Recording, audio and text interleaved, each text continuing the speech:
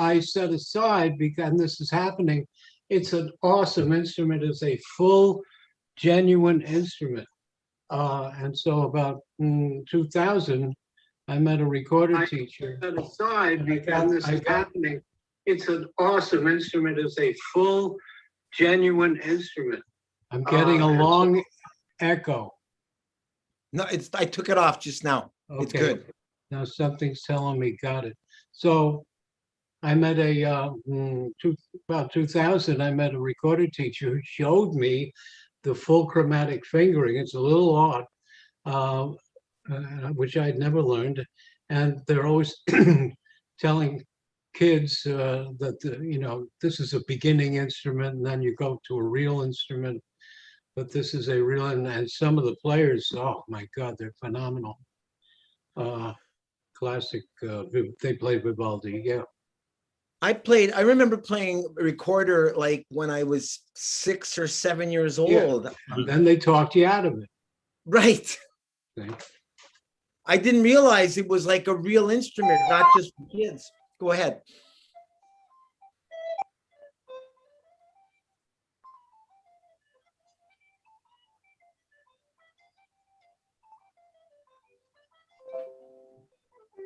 Yeah. That's a Vivaldi thing. I did an audition at the Fredonia Music University. What a cold and miserable place that was. Fredonia. Isn't that from the Marx Brothers? West of New York. Far west New York. Haribo Krishna Chandra. Jai Prabhu. And you were also mentioning in one of the previous classes, you were playing mouth organ for an orchestra. Yes. Well, in a band, I started. Then I got great teachers, and they showed me how to make it more chromatic than it can be. I remember the harmonicats when I was a little boy. They were terrific. But I still played the diatonic, but there's ways of getting the sharps and flats in there.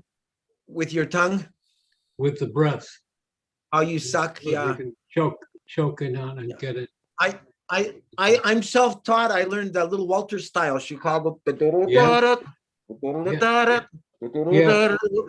Juke. Juke, you know. Yeah. You we know. played all those. I had also great teachers, blues teachers, and then more advanced teachers.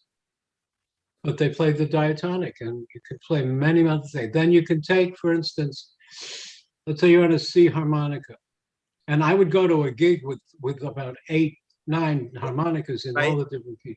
But you take that middle F on the C, and you file it up to F sharp. Okay. Now you have a G scale in the middle, and you can play all the standards. Wow. You can play Over the Rainbow. You can play Santa Claus is Coming. You can play all of the major, and then you can choke it down to an F natural also. Isn't this nectar?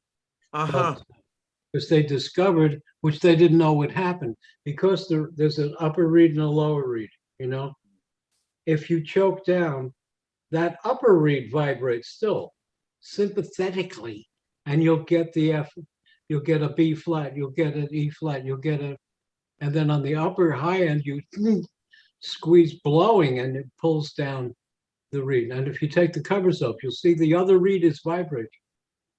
And they never knew that would happen. You're well trained. Well, I got great teachers, and similarly on the recorder, it's 2 octaves. Something they can try. Some people get 2.5, but I don't need that. But I was playing some classical things in jazz clubs. I play Ravel. I play Pavan. Really? And with piano, bass, and drum, because all the jazz men are trained in classical. For sure, to play jazz. So I played Ravel, and I played the air on G by Bach. Oh, they loved it. And you jazz it up? No, I played it straight. Oh, you played it straight, and the rest of the band as is. And the rest of the band jammed? No, they played it straight too. Oh, okay. Yeah, we had a bass player. I said, Bo, this, don't play. But he knew it.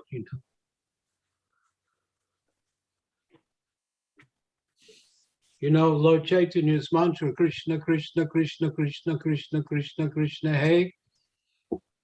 Krishna, Krishna, Krishna, Krishna, Krishna, Krishna, Pahimam. You all know that. Yes. Okay. Well, Beethoven, that's the Ninth Symphony. Da da da da da da da da da da da da da. Pahimam is there. It's there.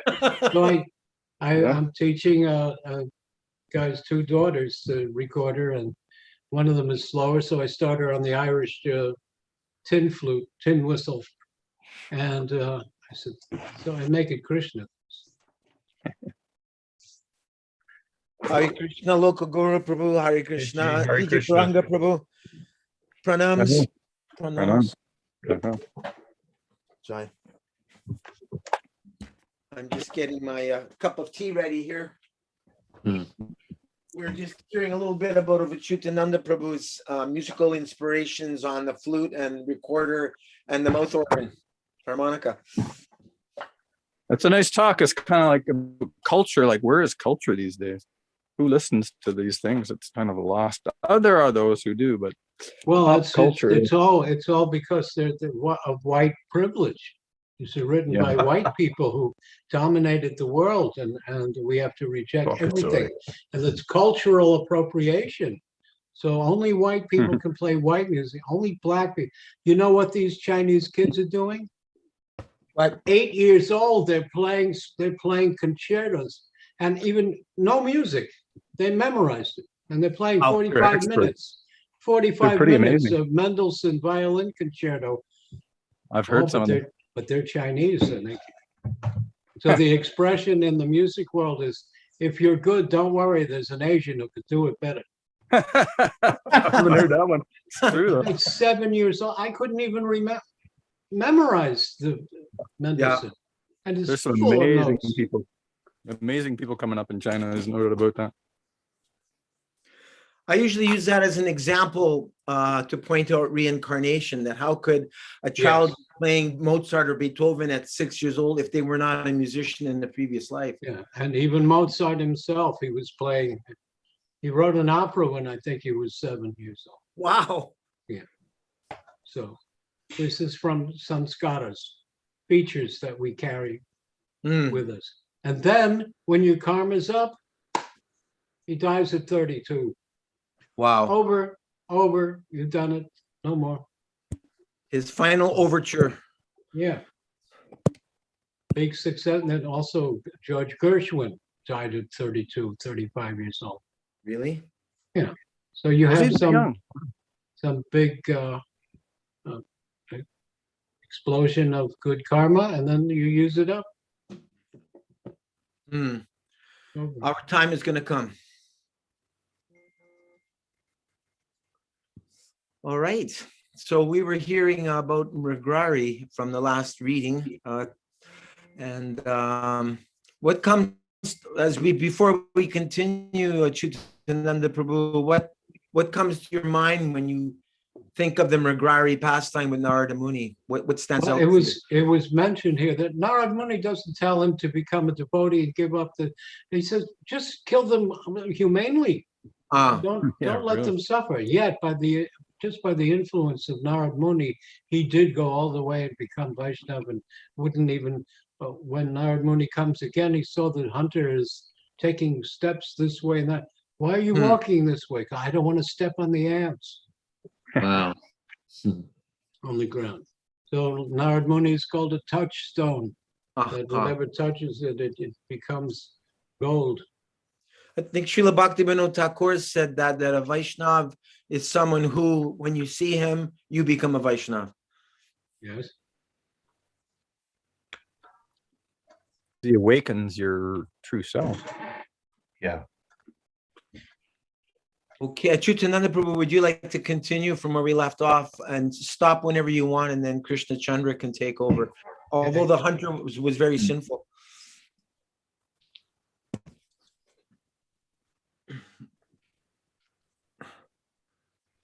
Do you have the screen share? No. Oh, I thought I did it. Oh, excuse me. Excuse me. Hey. There it is. Now, how do I get rid of the You sidebar here? top right corner, and you click on the little square there. Almost the top right corner. There's 3 little boxes. Got it. But now the whole thing disappeared. Oh God. The whole thing reduced. I'm all over the place now. There it is. What are you looking at now? I'm looking at a Vaishnava, large, and then all 5 of us on the right. You can't see the screen anymore? I can see the screen. I He see sees, you. he sees a partial and I screen. see a big box, and I see See, a big, and I see a big box of 5 large pictures of all of us. So if you run your Okay, cursor, now it's there. Now, how do I get rid of this box of pictures? All right. just hit the little button, the little line on. There's 3 different size boxes. 1 line, a box, and 2 boxes piled up. Yeah, it's right next to where the gas station used to be. No, Which line? no. All right. Which All right, line? Acyutananda, top hold of- on. On the right side of your screen, where the pictures of the devotees are, Yeah, the top devotee, do you see on the left a little line? no. You don't see anything? I see a minus sign. Yes, a box, minus sign. Click on the minus sign. I clicked on the minus. I fixed it. All right. I don't know. Although the hunter was very sinful, his heart became softened, and he became afraid of his sins Just- by just virtue sign of out his just like that. association. Siddhanta just People are arrived. talking. By virtue of his association with the great devotee like Narada. Well, those who are grossly sinful are not all afraid of committing sins. But here we can see, because of his purification began in the association of great devotee like Narada, the hunter became afraid of his sinful activities. Some people once came to Prabhupada and said, Prabhupada, I don't have any sukriti to go on. I don't have any good fortune. He said, I have made your good fortune. The text went away. There it is. No, it's not. That's I have something, okay. The hunter became afraid of his sinful activities. The hunter therefore replied, my dear sir, from my very childhood, I've been taught to kill animals in this way. Please tell me how I can counteract all of the offenses and sinful activities I have committed. I am surrendering unto your feet. Hold on. Please save me from all the reactions to the sinful activities I have committed in the past, and please direct me in the proper path so that I can be free. If you actually want to follow my directions, I can tell you the real path by which you can be freed from those sinful reactions. I shall follow whatever you say without hesitation, the hunter agreed. Narad then told him to first break his bow. Only then would Narad disclose the path of liberation. You are asking me to break my bow, the hunter protested, but if I break it, what will be the means of my livelihood? If I surrender to Krishna, how will I earn money? Krishna sends the money. Don't worry about your livelihood. I shall send you sufficient grains so you can live. Move up the text. Yeah. Move it up some more. Okay. The hunter then broke his bow and fell down at the feet of Narada. Narada got him to stand up. In India, you know, when you bow down to Vaishnavas, also they'll say, Uto, get up. Stand up. I have a story to tell about that, but I'll let you finish the paragraph. Okay. Instructed, remember it. Okay. I instructed him, just go to your home and distribute whatever money and valuables you have to the devotees and the brahmanas. Then come out and follow me wearing only one cloth. Construct a small thatched house on the riverbank and sow a tulsi plant by that house. Just circumambulate the tulsi tree and every day taste one fallen leaf. Fallen leaf, not even. There's a mantra for that. Tulasyamrita Janmasi Sadat Twang Kesavapriya Kesavarte Vichinnomi Varada Bhavashovane. There's a cutting mantra to cut, but here he's telling him, taste one leaf that falls. Don't even cut it. Above all, always chant Hare Krishna, Krishna Krishna, Hare Hare, Hare Rama, Rama Rama, Hare Hare. As far as your livelihood is concerned, I shall send you the grains you need. But you must accept only as much grain as you require for yourself and your wife. What is your story? Yes, okay. I have two comments I'd like to make, please. One is this story, at least this part of it, reminds me of when Srila Haridas Thakur met the prostitute and transformed her. And she similarly just lived at the mercy of the villagers, and they would bring her prasad and everything, correct? Yes. Yeah, comes to my mind. I see the parallel there. Yeah, so the story about going down to pay obeisances. So I was in Mayapur, I don't know, 2007 or something. And I saw this, we were near the Garuda Vahan there, near the Lotus building. And I saw a devotee standing some feet away from me in beige silks with his eyelids kind of drooping down over his eyes. And I thought, gee, that looks a lot like Acyutananda Prabhu, but I had never actually spoken to him before. So I walked up to him and I said, are you Acyutananda Prabhu?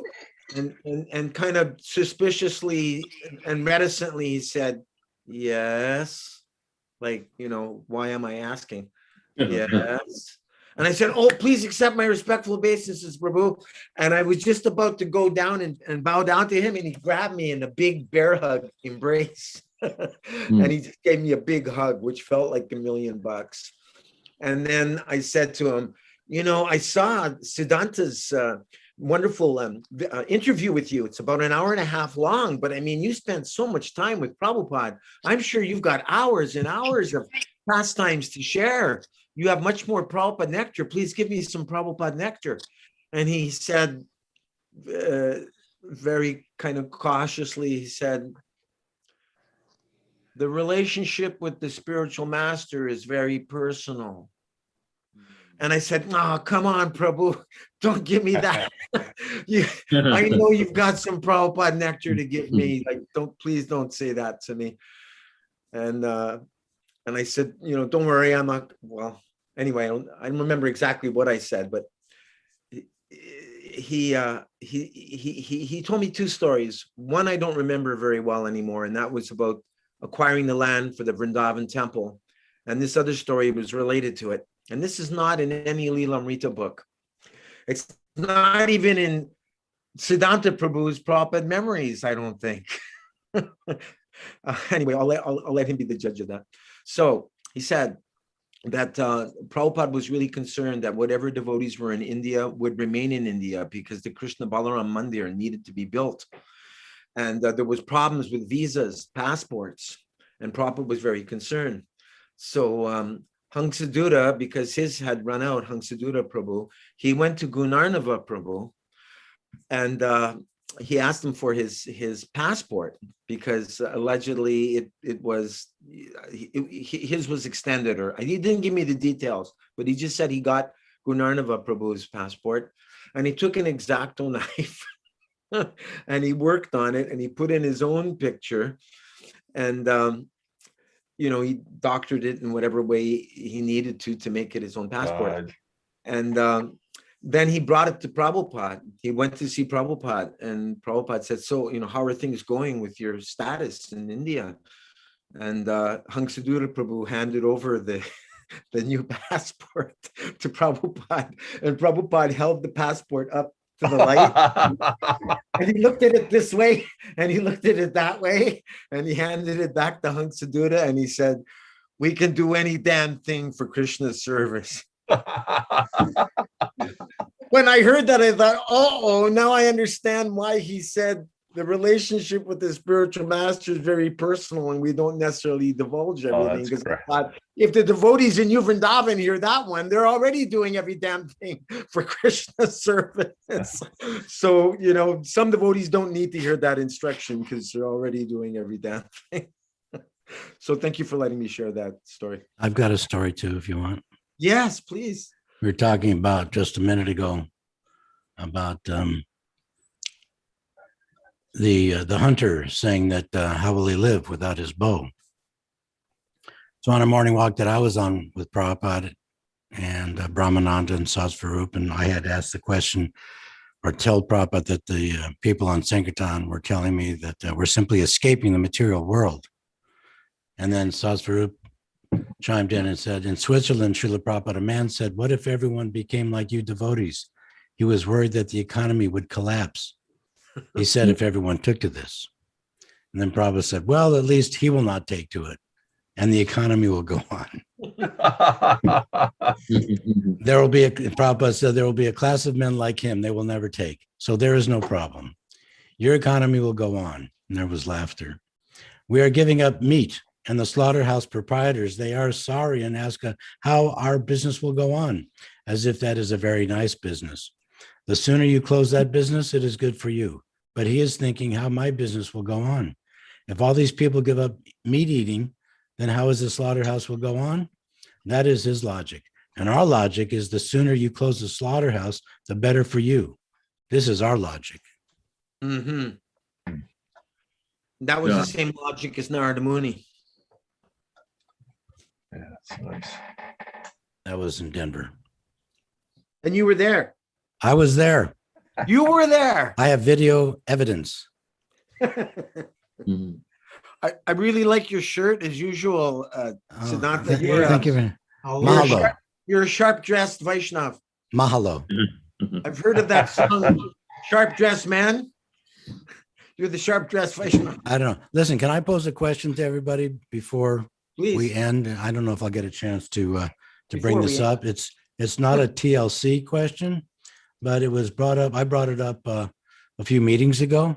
Okay. And Acyutananda, you addressed it too a little bit, but I had spoken about the idea that somewhere in Prabhupada's books that I had never read, where he talks about how when we first fall down, that we become Brahma. Everyone becomes Brahma. And I said, I never read that. And I just got an email 2 days ago from Vaisheshika, who points to the Bhagavatam, 9th canto, 58th verse. I'm not sure which chapter. I'll tell you in a minute. But anyway, in there, in Prabhupada's purport there, he says, come on, Krishna, help me. Come on. 9th Canto Bhagavatam? Yeah. What chapter is it? Okay, I'll tell you. Let me find the Okay. the phrase that he says here. I was wondering what pastime it was.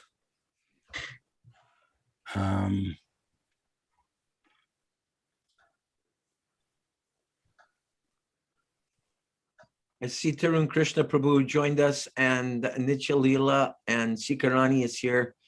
And I don't know who is Galaxy Note 10 Prabhu. Who's that? Is it Vedavati? Oh, it's Vedavati, our god sister. Where are I you? got a new phone. Jai, congratulations. Thank you very much for joining us. Where did you join and what year was that? I started in 1975 in Los Angeles, Oh, nice. but I got initiated in Seattle in 1976. Did Siddhanta Prabhu interview you? No, Oh, I didn't think so. I'm where do you live now? on the down low. I'm in Vancouver, Washington. Okay, well, we're on the same coast. Yeah. Where are you, San Francisco or San Diego? LA. LA. Okay. Mhm. What is that quote then? Okay, so anyway, it's I- 924:58. 924:58. Okay. And there it's Prabhupada says,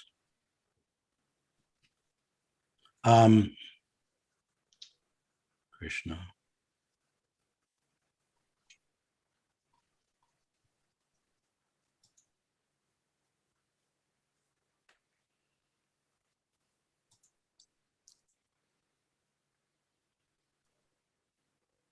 Want me to look it up online or? Yeah, you could do that. I don't know why I'm not finding it now. I had it just when the meeting started. Okay. In the purport, Yeah. it says about, let's see, 1, 2, right in where it says Ananda Mayo Yasat.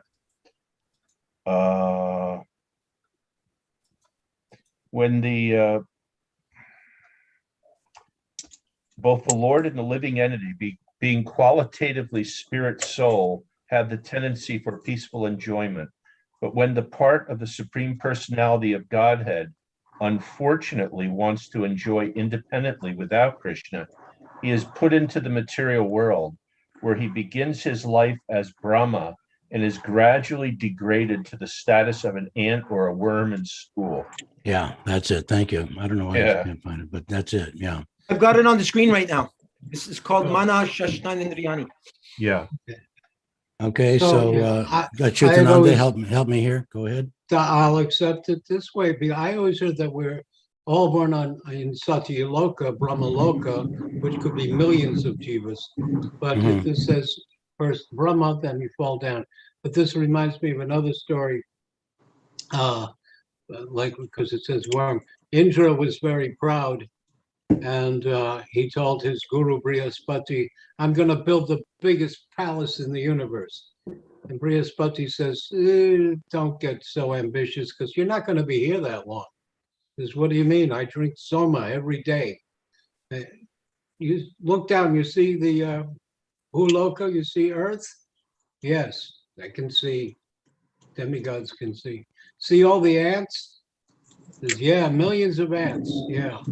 All former Indras. Ouch. Wow. And where was that? That was was that an anecdote or something that was from The story. That's a story. So I mean, it's confusing. I mean, of course, with my puppy brain to comprehend that the billions of how many billion are on the planet right now, what to speak of in the past. Well, 7 billion. That there was each one of those people, each one of us. Of course, there are many Brahmas, but that each one of us were Brahma.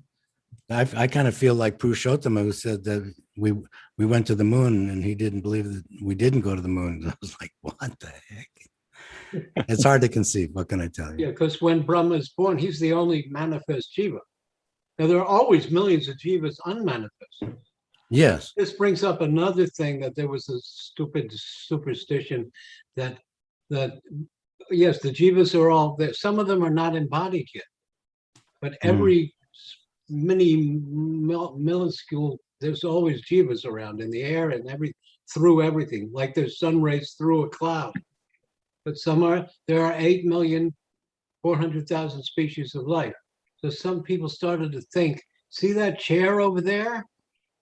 There's a jiva in there that thinks he's a chair. Everything is alive.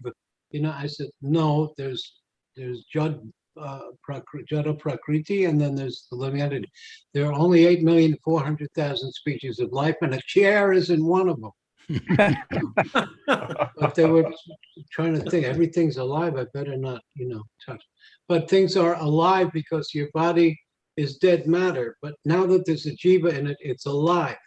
The example Prabhupada gives us, and I think it's even Madhva, there are nails and hair that have no consciousness. But that's part of us. When I move, the hair moves. So it is extended even to the most unconscious thing. Once the jiva leaves, it returns to dead matter. Who is then the soul of that?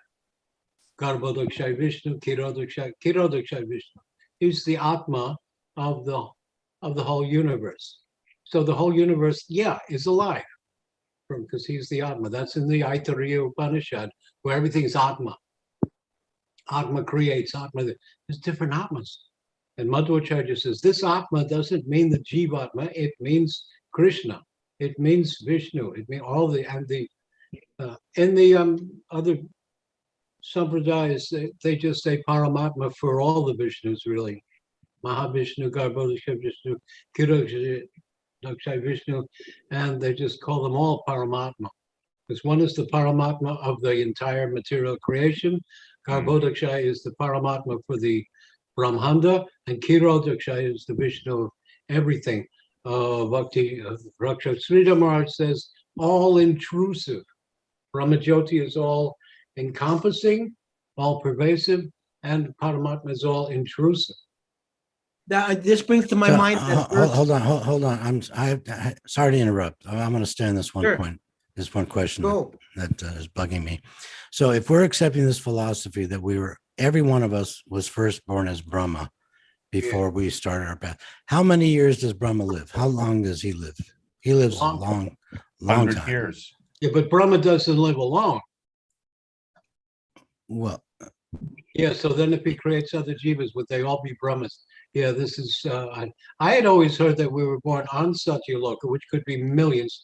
And then as Yes. they get entangled in more and more karma, yes, lower planetary systems exactly. provide them with an environment to live in. So if So I don't know. Acyutananda was Brahma, and then he lives for a long time, and then somebody else becomes, I mean, it's inconceivable. Read the purport again. Okay, First, let me come back. Both the Lord and the living entity being qualitatively because there are spirit soul. millions of, there Go are, ahead. yeah, Go ahead. Anantakoti, there's a Devi verse. Deva Devotami Devata Sarvabhoma Anantakoti Akila Brahmanda Naiki. There are unlimited millions of universes. Yeah. Okay. So this one Shiva may begin as one Brahma in millions of universes. But we know immediately Brahma creates sons. He creates Narada and the four Kumaras. Right. They remain brahmachari. He says, how am I going to populate Yes. the universe? Daksha comes, and the jivas then are provided with material human bodies. Yeah. So anyway, this verse, I'll say it again, in the purport, both the Lord and the living entity, being qualitatively spirit soul, have the tendency for peaceful enjoyment. But when the part of the Supreme Personality of Godhead unfortunately wants to enjoy independently without Krishna, he is put into the material world where he begins his life as Brahma and is gradually degraded to the status of an ant or a worm in stool. And there you have it. Man. I'm just going to keep on chanting, and hopefully I'll become purified. And maybe I'm not, it's not to me, it's like I'm still in the ocean looking for the life preserver, essentially. I shouldn't be questioning how I fell down or what the circumstances were. I mean, ultimately, we have to look at that. But if I keep thinking about this when I chant my rounds, I won't be hearing my rounds very nicely. That's the problem. Would we classify this as achintya? Achintya. It seems that when we don't understand things, if it's beyond our pay grade, we just say it's achintya, right? I have a related question. Sorry, go ahead. Prabhupada would say, or Acyutananda said that a Prabhupada would say that it's a matter of realization. And therefore, if we haven't realized it, not so much use speculating on it. Right. Yeah. I have a related question. There's that verse from Brahma Samhita, Andantarashta Paramanu Chayantarashtam. So there it's saying that, because you were saying earlier, Acyutananda Prabhu, that it's not that, a chair is not one of the 8,400,000 species. Yet we understand that there's from this verse, Anantara, it means that Vishnu is within every atom, doesn't it? Yes. And there are jivas in every atom, but Prabhupada said, like almost dead. They're not embodied yet. Prabhupada once said, when you see a bubble come up from the water, that may be the first birth as a Indragopa, as a tiny one-celled being, the tiniest little worm. By the way, it couldn't be first birth, though. There's noise. Public service. Indian doctors call germs worms sometimes. Creamy. Hmm. Creamy. Modern times. So it doesn't mean that they're archaic or anything. They call them worms, Creamy. creamies. Ah, and so Creamy like rodent. when you get back to, they call bacteria worms. Right. So there you have. So the first little speck of a one-celled being, that's the first birth uh, from the bottom. Is that an amoeba or a hydra or? Hydra, paramecium. But look how complex they are. And that's the great gift of that Sadhaputta did was, I forget the exact formula, and I asked the Sadhaputta group to find it. And he said the most complex non-living thing is a liquid crystal. And that has 57 elements in it. The smallest living thing has 6 to the 64th power elements in it. Wow. That's the presence of the jiva. So crystals are actually alive. No. No. They look like they're alive because they react to pressure and heat and cold, and they move, and they sometimes change their form like a flower, but they're not alive. They don't have independent consciousness. Right. Sometimes we hear about flying mountains. They were alive, yes. And Prabhupada said they're alive because mountains grow. Wow. There's another one not to think about, Siddhanta, during your japa period. Thank you. Go flying mountains. Thank you for sharing. Okay, I guess we'll go back to where we were. Okay, let me try to find where that was. Chapter 6. Mara. All right. Yeah, Krishna Chandra Prabhu, I think it's your turn. Excellent. I'm ready. Narada, then revive. Okay. Narada then revived the half-dead animals, and getting freed from their dreadful condition, they fled away. Upon seeing Narada execute this miracle, the black hunter was struck with wonder. After taking Narada to his home, he bowed down again at his feet. Narada returned to his place, and the hunter, after returning home, began to execute the instructions Narada had given him. In the meantime, news spread among all the villages that the hunter had become a devotee. Consequently, the residents of the villages came to see the new Vaishnava. It is the Vedic custom to bring grains or fruits whenever one goes to see a saintly person. And since all the villagers saw that the hunter had turned into a great devotee, they brought eatables with them. Thus, every day he was offered grains and fruit, so much so that no less than 10 to 20 people could have eaten there. But Wow. Following Narada's instructions, he did not accept more than what he and his wife required to live on. That reminds me of a story that I was hearing from Acyutananda Prabhu when he was speaking to the Russian community, and he can tell it much better than me, where Prabhupada was criticizing how the karmis are working so hard just to get a little bit. And what does he ask Brahmananda? Is it Brahmananda, how many pounds of rice? How many pounds of... No, he asked me. Oh, he asked you. He Okay. came up to the kitchen. I was cooking then, and he said, "What do we have?" And we had a pantry. I said, "Well, you have 100 pounds of rice, 100 pounds of sugar, 100 pounds of potato, 100 pounds of farina, 100 pounds of dal, 100 pounds of another dal." And Prabhupada just goes, Similarly, that's gravity. You don't know what he's thinking. I didn't know if that was good or bad. Now, Brahmananda comes in because the next day, Prabhupada said, we must have a signboard with the movable letters to show when the classes are. And Brahmananda went out and he came back and said, it's $55. We don't have money for the rent. And Prabhupada said, get one signboard. So he came back, put the signboard up, and that night there were almost 100 people. Wow. And Prabhupada gave the Yoga Kshemam Vyahamaham verse lecture. I call it the 100 pounds lecture. He said, you karmis, he called them karmis, you're working so hard for your office boss. In our we are just chanting Hare Krishna. In our kitchen, we have 100-pound rice, 100-pound flour, 100-pound potato, 100-pound this. Do you have 100-pound rice? Do you have 100-pound potato? You don't have 100-pound anything.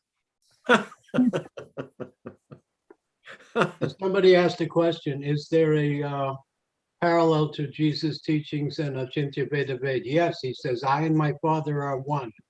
And the Christians and Catholics that get this all wrong. And they say that the Trinity, Father, Son, and Holy Ghost are one and different. And we don't understand it. And so here's where Sridhar Maharaj always says, the finest adjustment of rasa.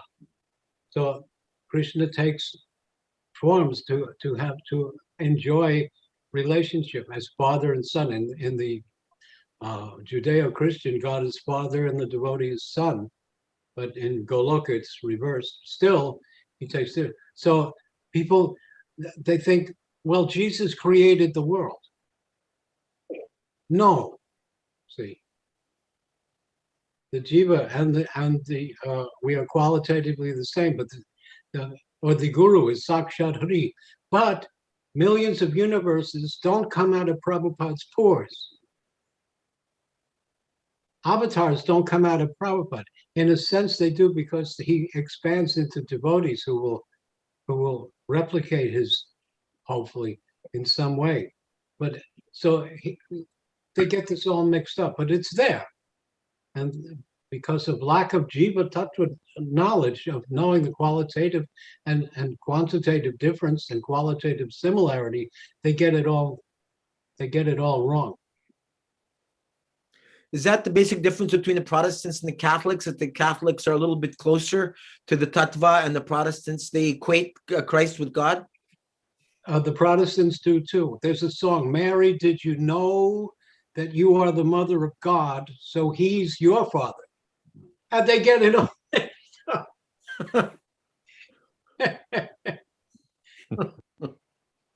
That's why Prabhupada said we cannot verify anything on the basis of the Bible. Yeah. So this Brahma, born in the dark, and creates the sun and the moon, and that's Jehovah in the Genesis. And they're worshiping a demigod. Huh. And Brahma is a jiva. One jiva. So in other words, you're saying that when they refer to Jehovah, they're unknowingly referring to Lord Brahma. They love to call him the creator. Yeah, he's the creator. He's the Brahma creator. He's the creator. Krishna does not touch the business of the individual creation of the material world. So he has his officers do it.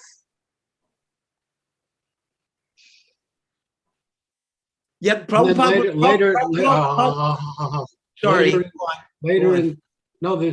there's probably a delay and a muting on my phone at home between a landline and a cell phone. There's a thing called audio ducking to prevent feedback squealing. And if somebody's talking, I get muted. It's really what if I had to yell fire? They don't hear me. Anyway, where was I? I was about to say something fantastic. In Deuteronomy, you won't hear me. First, he's the creator. Then later in Deuteronomy, it says, we worship the Lord who sends the rain. Now we're down from Brahma to Indra. And what is Indra? Sacrifice. In the earliest, Abraham, and Abraham was asked to do a sacrifice. Where did they get this idea of sacrifice? In a fire. It's some burnt remnants of the Vedic culture that got to the desert over there. And also, I got another idea, because we asked Prabhupada, who's the present Manu now? And where is he? And he said, somewhere in this earth. And then Really? in the 11th or 12th canto, it says, in Kali Yuga, Manus live in hiding in the forest with their family. So I thought Moses, the lawgiver, living in the wilderness with the tribes, apart from civilization, really. So I thought there's some kind of parallel there. Wow. Mm. Then Admiral Byrd comes and he meets Manu in the North Pole. I really think so. Oh, I really think that was because they're also in hiding. And it was a garden there, it wasn't snow. You know that story? You know that event of Admiral Byrd and the plane? His plane slows down and he lands, his plane is guided down. It's in his diary. And Yeah. his plane is guided down, he lands and it's warm outside and there's trees and lush forest and he meets some tall human types of people and they more or less say not to use atomic energy. Huh. And they tried to declare him insane, but he was too much of a great person and a hero and so on. Then he leads a force of 4,000 troops to South Pole, which really doesn't exist. And there's a war with the Nazis. What do you mean it doesn't exist?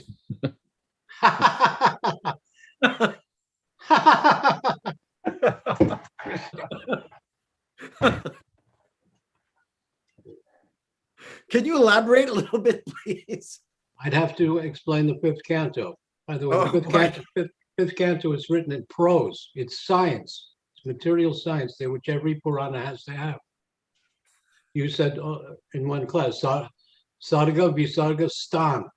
So overall creation, sub-creation, and then our place where we are.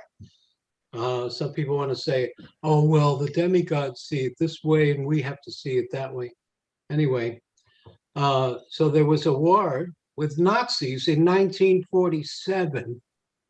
And there's films and they had flying saucers and they had, I saw this. You see the ocean and a jet plane comes right up out of the ocean and flies off.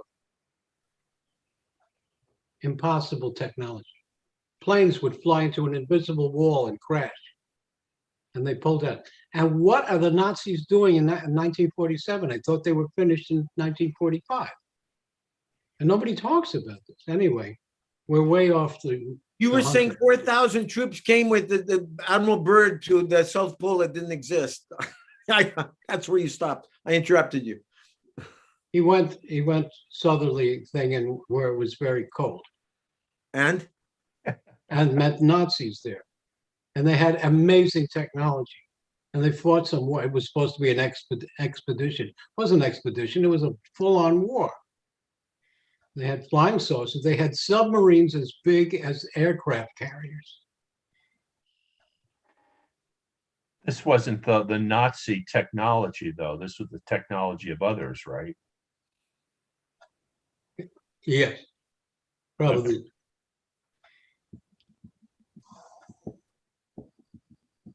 okay. Meanwhile, Meanwhile, they had anti-gravity. I saw other documentary. They had anti-gravity thing that doesn't push the plane, but it removes the obstacle in front of a plane and shoot. It can go without any resistance, without any resistance. Local Guru Prabhu, I think you're up next. okay. After some days. Well.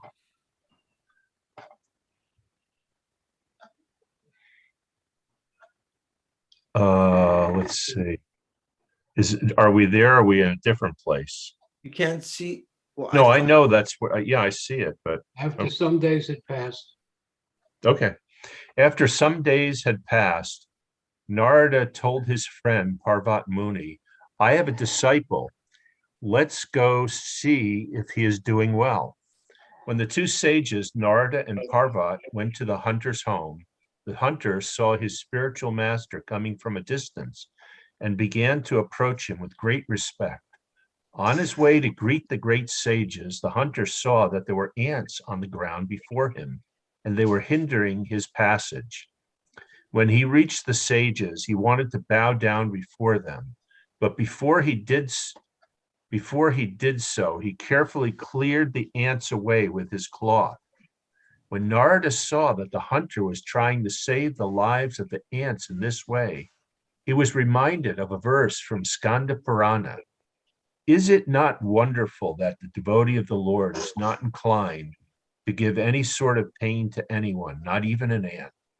Although formerly the hunter had taken great pleasure in calf-killing animals, since he had become a great devotee of the Lord, he was not prepared to give pain even to an ant.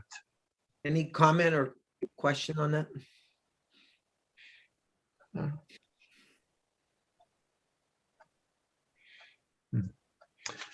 Continue. I was just thinking that as devotees, we should not give pain to one another. Yes. That Facebook can be filled with pain. That's true. Yeah. Yeah. These are good practical instructions here for us. Yeah. A reporter asked Prabhupada, how would he know if he came in the presence of a Vaishnav? And Prabhupada said, he would be a perfect gentleman. Oh, nice. Yeah. Could you read the next paragraph, please, Siddhanta Prabhu? The hunter received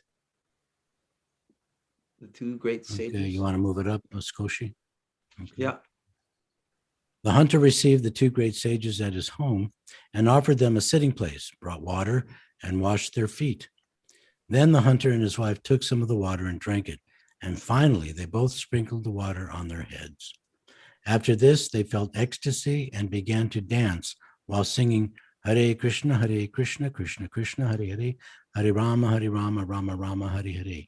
They raised their hands and danced with their clothes flying. When the two great sages saw this ecstasy of love of Godhead manifest in the body of the hunter, Parvat Muni told Narada, you are a touchstone, for by your association, even a great hunter has turned into a great devotee. Srila And Prabhupada. I have an Yes. example. I have an example about understanding being born as a Brahma. Okay, And how we have to just accept. It comes from sports psychology. Not to overanalyze. Sometimes I learned bow and arrow, and in Olympic they have sports psychologists coaching them, and the archers. Well, my foot was and my hips and well, my elbow and the sports psychologist says you're overanalyzing.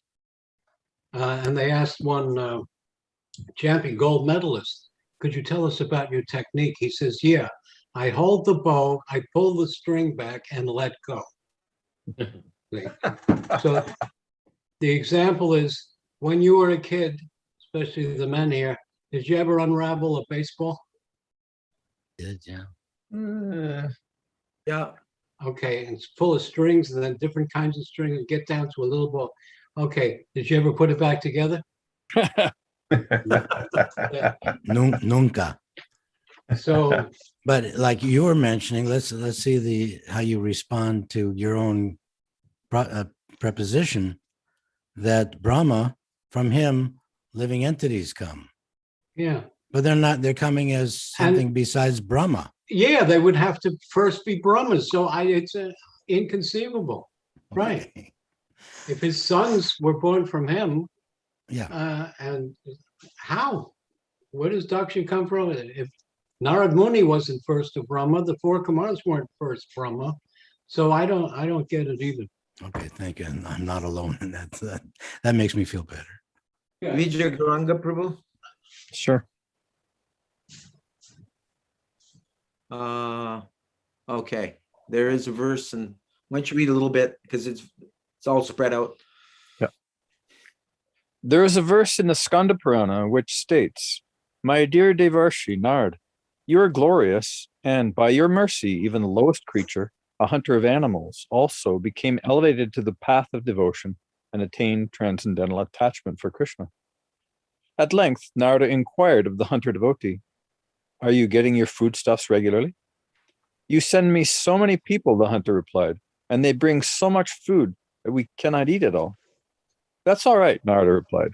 Whatever you are getting is all right. Now just continue your devotional service in that way.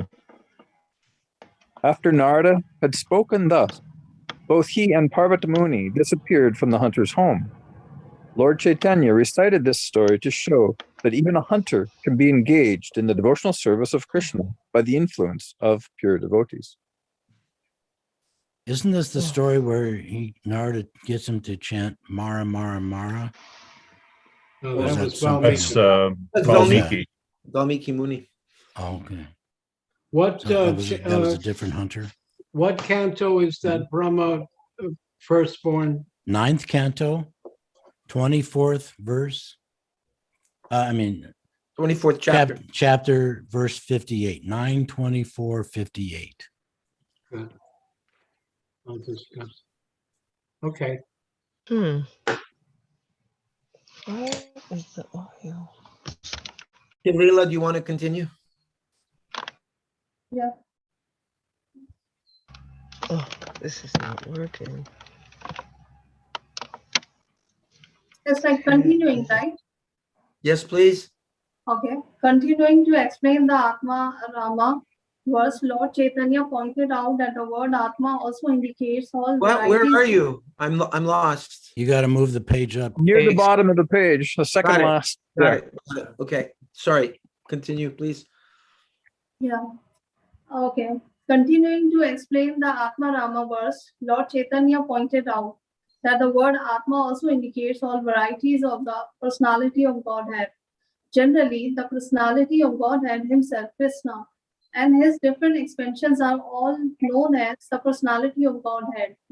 Anyone who is engaged in the devotional service of any form or expansion of the Supreme Personality of Godhead is also called Atma Rama. All such devotees engaged there in the regulative principles of devotional service or in the devotional service and transcendental love. These two groups of devotees are each divided into three categories: eternal associates, those perfected in devotional service, and those newly engaged in devotional service. Newly engaged devotees can be divided into two groups: those who have already attained attachment for the Lord and those who have not attained such as attachment. When considered according to the two divisions of devotional service, namely due to the attachment and transcendental love, and under regulation, these classes of devotees become 8 in number. By following the regulative principles of devotion, the perfect associates of the Lord are further divided into 4 classes: the servants, the servants, the friends, the parental superiors, and the fiancés.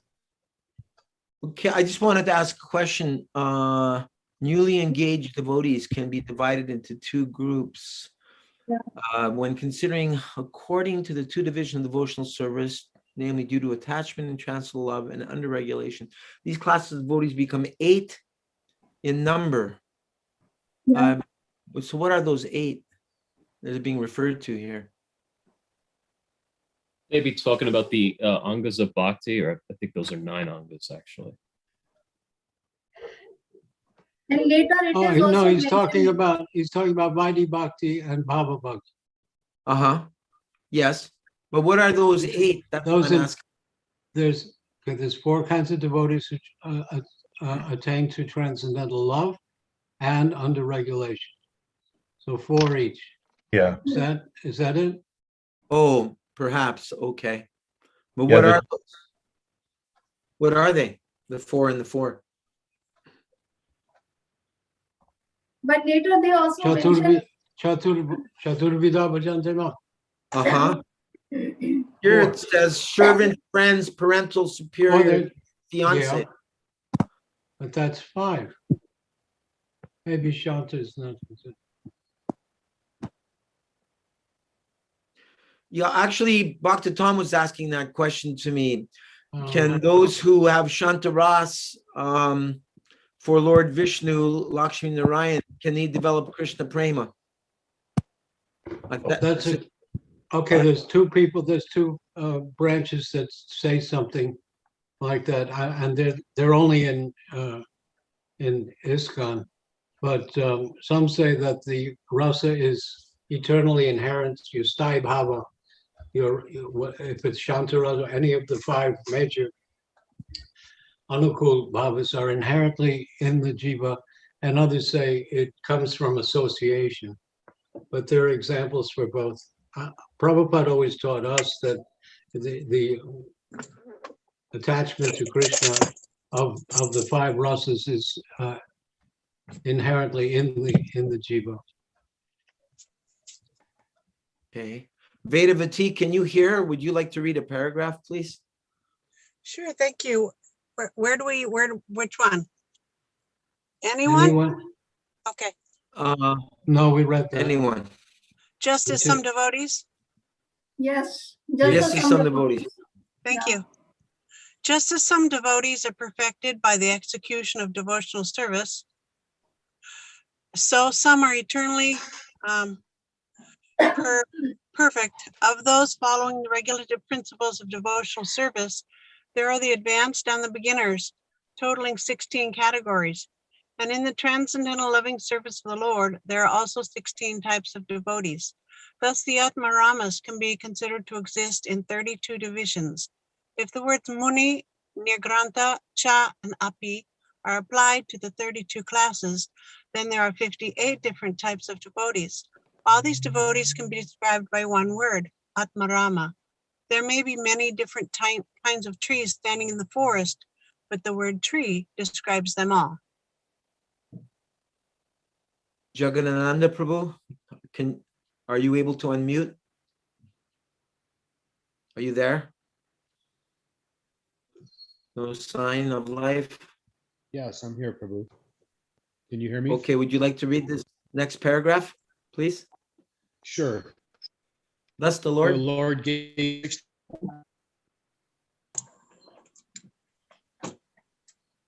Okay, thus the Lord gave 60 different meanings to the Atmaram verse. In addition, he said that Atma means any body living entity, from which the first living creature, Brahma, down to the ant.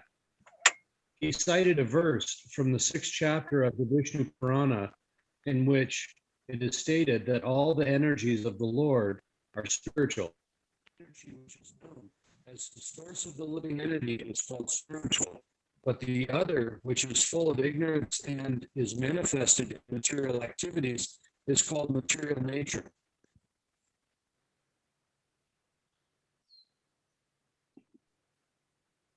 Sounds like you got a bad connection. It just did. It's all breaking up. It's really bad. Okay. You can go to someone else. Yeah, who hasn't read that wants to read? Sikarani? Are you there? She's not answering. Jivan Mukta Prabhu? Hare Krishna. Yeah, even in material creation, can you see where we are, Prabhu? Yeah, even in the material creation, the living entities are innumerable. If by chance a living entity in the material world can associate with a pure devotee, he can engage in the pure devotional service of Krishna. Formerly, I thought of 60 different meanings for the Atmarama verse the Lord told Sanatana Goswami. But here, another meaning has come to my mind by your association. Read the next one, please. After hearing the different explanations of the Atmarama verse, Sanatana Goswami was struck with wonder, and he fell down in devotion at the feet of Lord Chaitanya. I understand that you are personally the Supreme Personality of Godhead, Krishna, Sanatana said, and by your breathing have come many manifestations of Vedic literature. You are the teacher of Srimad Bhagavatam, and you best know the meanings of the verses of Srimad Bhagavatam. It is not possible for others to understand the confidential meanings of Srimad Bhagavatam without your mercy. Any comments? Haribo Jivan Mukta. Hare Krishna.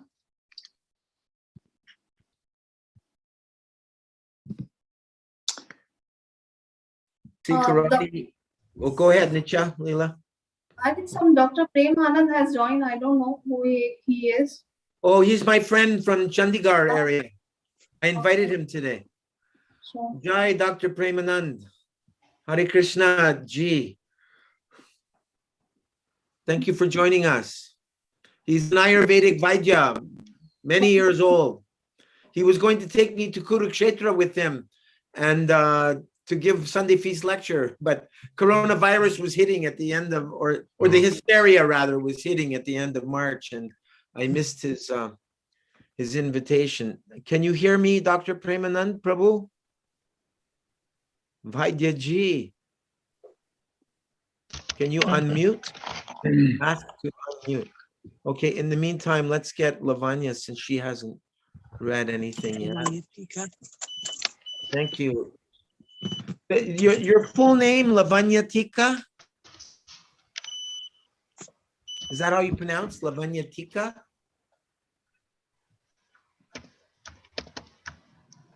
Hello. Okay. Oh, What's the full pronunciation of your name, Lavanya? Lavanya Mangala. Lavanya what? Mangala. Mangala. Mangala. Okay. Wow. Lavanya Mangala. It's like if you say Lavanya Mangala, it means a tribe of men. So you have to say Lavanya Mangala. That means, the servant of the servant of the servant of the servants of Srimati Radharani in her most gracefully auspicious mood. Wow. What a So fantastic. yeah.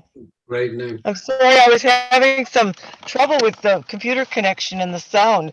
Hopefully it's resolved now. We hear you. Can you talk just a little softer because you're really blasting out? I know. I always do this. I'm sorry. Thanks for telling me. Okay, so please continue. Do not try to eulogize me. Do not try to eulogize me in that way, the Lord told Sanatan. Just try to understand the real nature of Srimad Bhagavatam.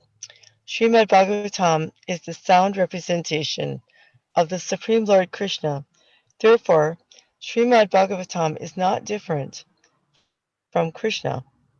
As Krishna is unlimited, so each word and each syllable of Srimad Bhagavatam has unlimited meanings. One can understand these meanings through the association of devotees. Don't then say that Bhagavatam is simply a collection of answers to questions. This reminds me of a lecture Prabhupada gave on the prayers of Queen Kunti, where he was saying, I've translated these books for you, and every word is important, and you should learn the Sanskrit, you should learn the word for word, the purport. He was really encouraging us to go, what's it called, with a fine tooth, like a comb, like study very... Fine tooth comb. Fine tooth comb. Yeah. Sweet Georgia Brown. Prabhupada also told me, I put it in my book, he said, read my books very carefully, because after I'm gone, people will say, Prabhupada said, Prabhupada said, Prabhupada. Rupanuga said that to us when he was our GBC in Ottawa in 76. He said, the Prabhupada said to him one day, they are all saying, Prabhupada said, but it is all nonsense. Of course, that should not be taken out of context, that when Prabhupada actually said something that we say, oh, that's just nonsense. Nitya Leela here has a question. Correction, it's Bill Bailey, not Georgia Brown. Nitya Leela has a question from a little ways back. Any association or similarity between Jesus Christ Tattva and Achintya Beta Tattva philosophy? I saw that earlier and I said what I said. You addressed it. Yeah, he already Asked and answered. Well, also how Lord Shiva Tattva originated from Jiva Tattva, Brahma's forehead.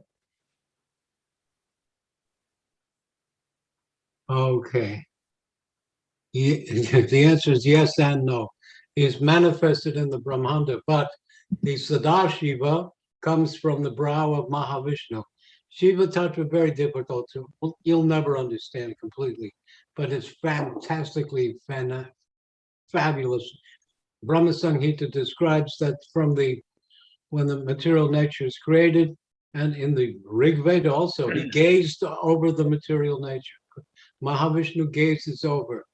And from his brow, Mahavishnu's brow, comes a light which is much less than the Brahma Jyoti. So, but that light that comes in infuses the jivas into the material world. That is, so that gaze also gazes upon Rama Devi, Lakshmi, and that's that, oh boy, Anatirikta Drishya, very passionately gazes over, and the shadow behind Rama Devi is Durga. Then the light from his brow is Shambhu. That is Sadashiva, the eternal Shiva, represented also in Advaita Acharya. But that light comes and he cohabitates with the material nature, and the jivas are born. Then in the sub-creation, this is when we have Sarga, Visarga. In the sub-creation, Shiva has a demigod business to do, and his Kailash also is represented again in every Brahmanda, and he may come out of Brahma to give honor to Brahma. Then even Vishnu, if you see Skanda Purana is the longest Purana, somewhere some pundit may argue with you, oh, Vishnu comes out of Durga, because he's manifested in the material. These things are very delicately arranged, just like Krishna's birth in Mathura and simultaneously as Krishna in Braja, and the borderline is Jamuna. These are very, very specifically arranged on how they come. There's another, in the glories of Radharani, there's another Purana which explains Krishna is sitting on the shore of the Viraja. And Radharani says, don't go there, you'll fall. And he says, no, come, we're going to go down. We're going to go down and remanifest everything. Don't be afraid. Incredible, but these are the details. He doesn't just bloop out of Vaikuntha, Goloka, and appears here I am, It's not like that. There's very, very specific arrangements. Fantastic. It's unlimited. Who asked about Jesus and that was Nitya Leela. Her family name is Maheshwari. They're Shiva Bhaktas, but also Vaishnava. Maheshwari family. How can that be? Are they from the Rudra Sampradaya? Nitya Leela, please explain yourself. Yeah. Yeah, I mean, we are Maheshwari, so we are worshipper of Lord Shiva and Ma Bhavani Maheshwari. Since my childhood, so that's our basic So that's your lineage. Yeah. So Vaishnavananga Hang Shambhu is Shiva, and there's a Rudra. He started a whole sampradaya from the Vishnu Swami and Sridhar Swami up to now. They're going on as the Vallabh Sampradaya, but the Sridhar Swami's commentary, Lord Chaitanya, was accepted as authoritative. So Shiva is little, but Shiva can do amazing things. And for instance, Durga, Mrs. Shiva, her deity, she cannot come before Vishnu. Yeah. She's the shadow. But her deity it's perfect, is Mohini. The temporary, because Maya is temporary, everything in Maya is temporary. So her Vishnu deity is the incarnation of Mohini. Krishna in drag. So see, we have something that may get through to the LGBT. He was something for everyone. He was so much more attractive than any woman that even Shiva's attracted away from Mahamaya to Mohini.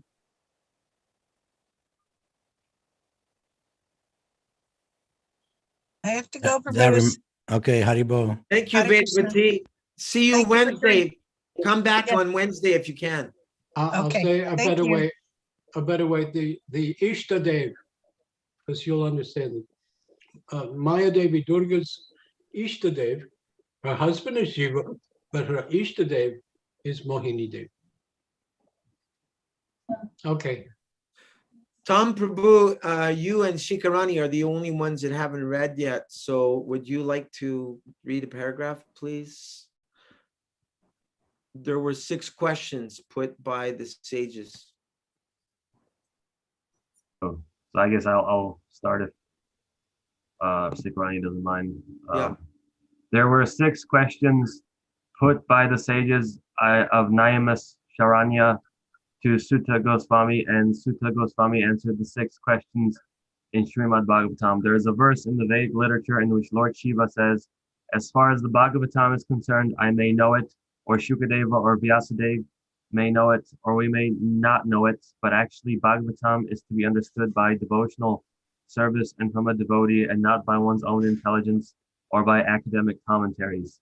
At the beginning of Srimad Bhagavatam 1:123, the sages of Naimisharanya asked Sutta Goswami, "Bruhi Yogeshvare Krishne Brahmanye Dharma Varmani Svam Kashtam Aduno Pete Dharmakam Charnam Gata." My dear sir, now that the Lord has departed for his own abode, kindly tell us whether the principles of religion have gone with him. How can we find such principles after his departure? Shikarani, are you there yet? Some of these very detailed also. Yes, I'm here. Explanation. Let Acyutananda please continue, please. Yeah. Radharani's parrot is sitting on the branch over Lord Shiva while Lord Shiva is speaking Bhagavatam to Parvati. Doctor, yeah. And so Parvati falls asleep, but the parrot, Sukha, wants him to go on. So he keeps, the parrot keeps saying, and Shiva's talking. Now Parvati fell asleep, but to make Shiva go on reciting Bhagavatam, the parrot is going, oh, oh, interesting. Oh, yeah, And then, so Shiva looks up and says, who are you? And he sees that Parvati's asleep.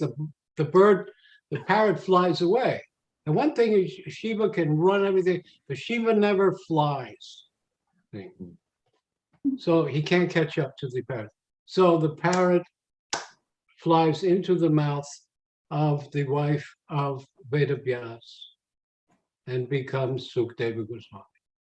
Wow. Where's that found, that information? That's pretty interesting. In the book of Second Opinions, in one of the Puranas, probably one of the Agamas and Puranas. Puranas is there, but this is told by pundits and Gaudiya pundits all the time. Thank you very much. Sukha means parrot, Yes. The whole Nigamakalpataru Kalitam Palam comes from that. This is so yummy, all these specific details. Tasty. Shikarani, here's your time. The reply was given in the Bhagavatam, where the principles would be. The reply was given in Srimad Bhagavatam. Krishne swa dhamo pagate dharma jnanadibhi saha kalau nashta drisham isha pura narko dhunodita. After Krishna departed to his abode with all religious principles, his representation Srimad Bhagavatam, the Mahapurana, remains as the blazing illuminating sun. Lord Chaitanya then told Sanatan Goswami, I was just like a madman in describing this Atmarama versa in so many ways. Do not mind if I have said something mad, but if someone becomes a madman like me, he can understand the real meaning of Srimad Bhagavatam as I have explained it.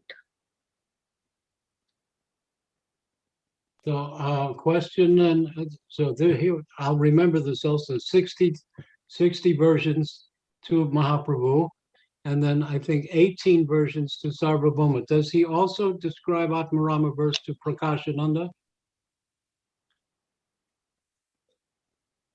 Jivamukta, did you remember that? Anyone? That'll come up when we get there. He explained to Ramananda Roy, wasn't it? Ramananda Roy. No, Sarvabhauma Bhattacharya. Sorry, Sarvabhauma. Yeah, Sarvabhauma, 18 versions, but the Sanatan, and he was with Sanatan for 2 months. Yes. And now I have this number, 60 different versions. Yeah. All conclusion is Krishna. Anyway. Okay. I know how to stop a party, don't I? Yeah, good job. No, you start the party. Yeah. Dr. Premananda, are you able to unmute Prabhu? Do you know how to do that? Or are you technologically challenged? We have Sika Rani here that she can even explain it to you in Hindi. She looks like she's laughing, but I don't hear anything. No, Thank you. I'm laughing. See? Yes, she's laughing. She's from a Sharma family, you know, Acyutananda Prabhu. She's born in a family of Sharmas. Sharma, so you're Brahmin from generations. Yes, in Bihar. Oh. Narayan Maharaj is from Bihar. He's one of the first non-Bengalis to come to Loja, and Gopal Bhatta. But I heard that Bihar used to be a part of Bengal. Yeah, Bihar, Orissa, and Bengal, all three were same. Then all the foreigner invaders came and they divided it to administer it well. That's why, like the food habit, and even I can understand Bengali little bit. Similar.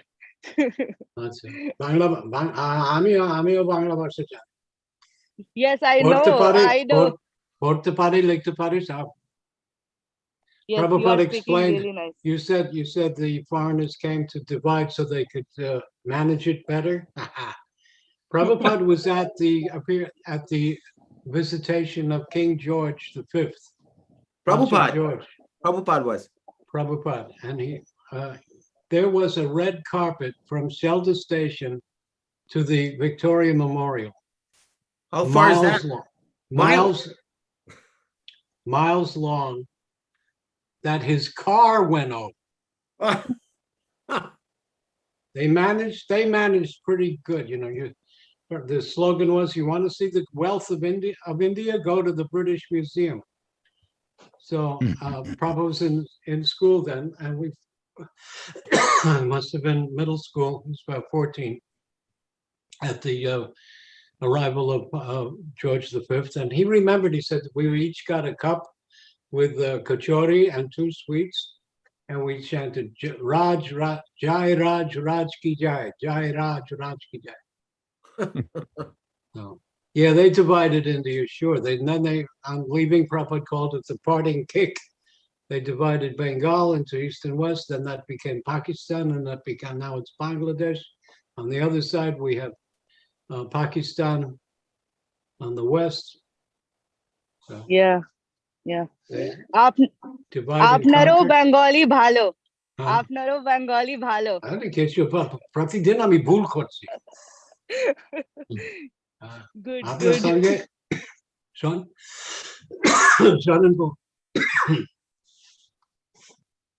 Translation, please. What are you saying? He is telling like he's we say you don't know. I used to talk. Don't tell him. I used to talk to Prabhupada in Bengali when we didn't want anybody to know what we were. Oh, wow. That's really intimate when you can talk to Prabhupada in his own native tongue and nobody else knows what's going on. That's pretty cool. Not late. You can learn Prabhu and then you both can talk while we are in the meeting.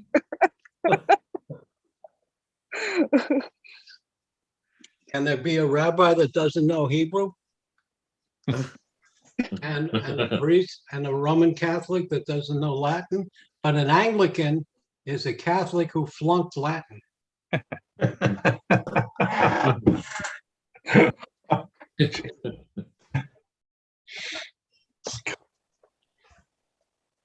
All the Protestants, the Roman Catholic and a lot of the Protestants believe in a Trinity, and some don't, and they fight, and they argue, and then they have a war.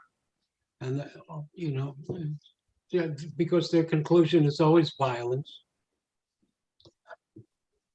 I'm the only one that didn't read, so why don't I close the evening and we can have any further discussion after that. Okay, then Sanatan Goswami with folded hands fell at the feet of Lord Chaitanya. You didn't read that, right, Shikarani? No, I didn't read that. Then Sanatan Goswami with folded hands fell at the feet of Lord Chaitanya and prayed as follows. My dear Lord, you have asked me to prepare a book on the regulative principles of devotional service, but I belong to the lowest caste. I have no knowledge. I do not know how such an important task can be finished by me. If you kindly give me some hints about the preparation of such a book on devotional service, it may be that I shall be qualified to write it. The Lord then blessed him, saying, by the grace of Krishna, whatever you write will come out of your heart and be accepted. As you have requested, I will now give you some notes that you can take down. The first and foremost point is that one should accept a bona fide spiritual master. That is the beginning of spiritual life. Lord Chaitanya then requested Sanatan Goswami to write down the symptoms of a true guru and the symptoms of a true disciple. The symptoms of a guru are described in the Padma Purana. A person who is a qualified Brahmin and at the same time has all the symptoms of a devotee can become a spiritual master for all classes of men. Such a devotee and spiritual master must be respected as God himself. Even though a person may be born in a very respectable Brahmin family, he cannot become a bona fide spiritual master if he is not a devotee of the Lord, unquote. One should not mistakenly think that a bona fide spiritual master has to be born in a so-called Brahmin family.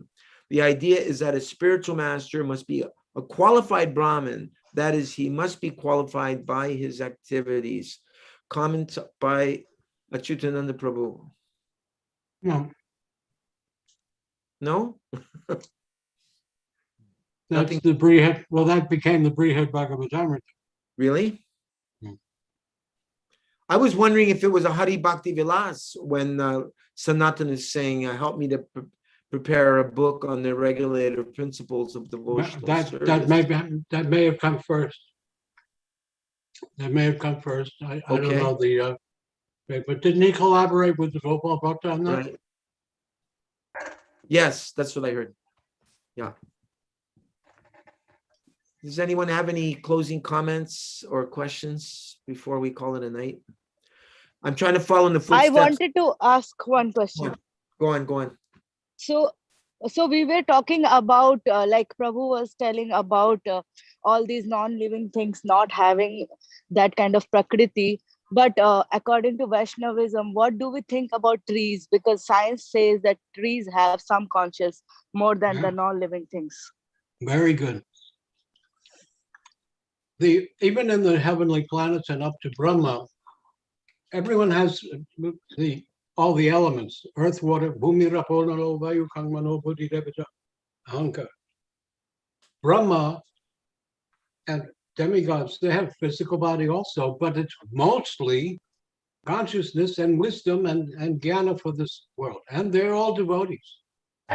But a tree is mostly earth elements, solid elements, and a little water. And the fire is dormant in a tree, but the tree will follow the sun. Or a creeper. Yeah. The tree will also follow the shadow, and you'll know there's something there that I can grab onto. So there's some consciousness there. Uh-huh. Even in the plant life, even in the Stabara Jangam, the unmoving, inanimate, and then the animated. What is the technical word for moving? Stabara Jangam in Sanskrit, but so even the tree has some consciousness of when there's light. When it goes dark, then they change. So they have some consciousness, some feeling. Yeah, and they also say that if somebody is doing some kirtan or some music, the trees grow faster. That's also proven that they also react to music. So Yes, sound. I've heard when they played like classical music, very pleasing music, the plants grow, and if it's very harsh, I gotta sing to my turmeric plants. But but that brings up what I said the other in the Namachintamani book of Bhaktivinoda Thakur, Lord Chaitanya asks Haridas Thakur to teach him about Harinam. And Haridas Thakur tells Mahaprabhu, when you chant and the trees and the stones echo back, that's not an echo. That's how trees and stones chant. Huh. They don't have mouths. They're chanting. You have made them alive, and they're chanting back to you. Nice. Yes. Siddhanta Prabhu, do you have any final, do you have any? Well, I have a question for Jivan Mukta Prabhu. Okay. You still there? Yeah. Did your flash drive eventually arrive? Yes, it did, Prabhu. Sorry, I Okay. didn't confirm that. Yeah. Okay, good. Thank you very much. You made my day. No, Jivan you- Mukta, any comments or questions from you, Prabhu? Jivan Mukta? Me? Oh Yeah. no, I'm just soaking in the nectar of You're just Atmarama. this. Diving and resurfacing. I'm a Rama. Local Guru Prabhu, any thoughts for this evening? Well, I was just looking in Lord Chaitanya in 5 features where they're discussing with Prakasananda Saraswati, Lord Chaitanya is, and the Lord said, the material defects of mistakes, illusions, cheating, and sensory inefficiency do not exist in the words of the Supreme Personality of Godhead.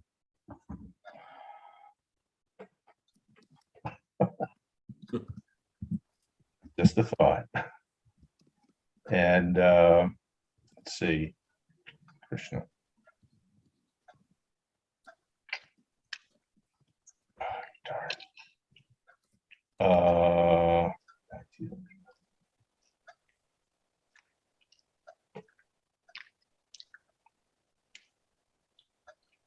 And then there's another statement.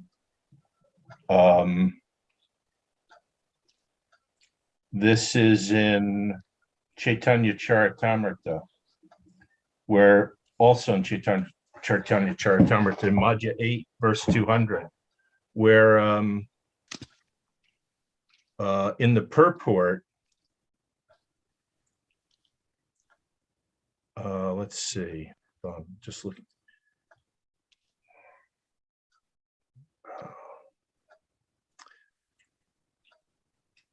I lost it. Krishna. Is it a long purport? It's a long purport. What was the gist of it?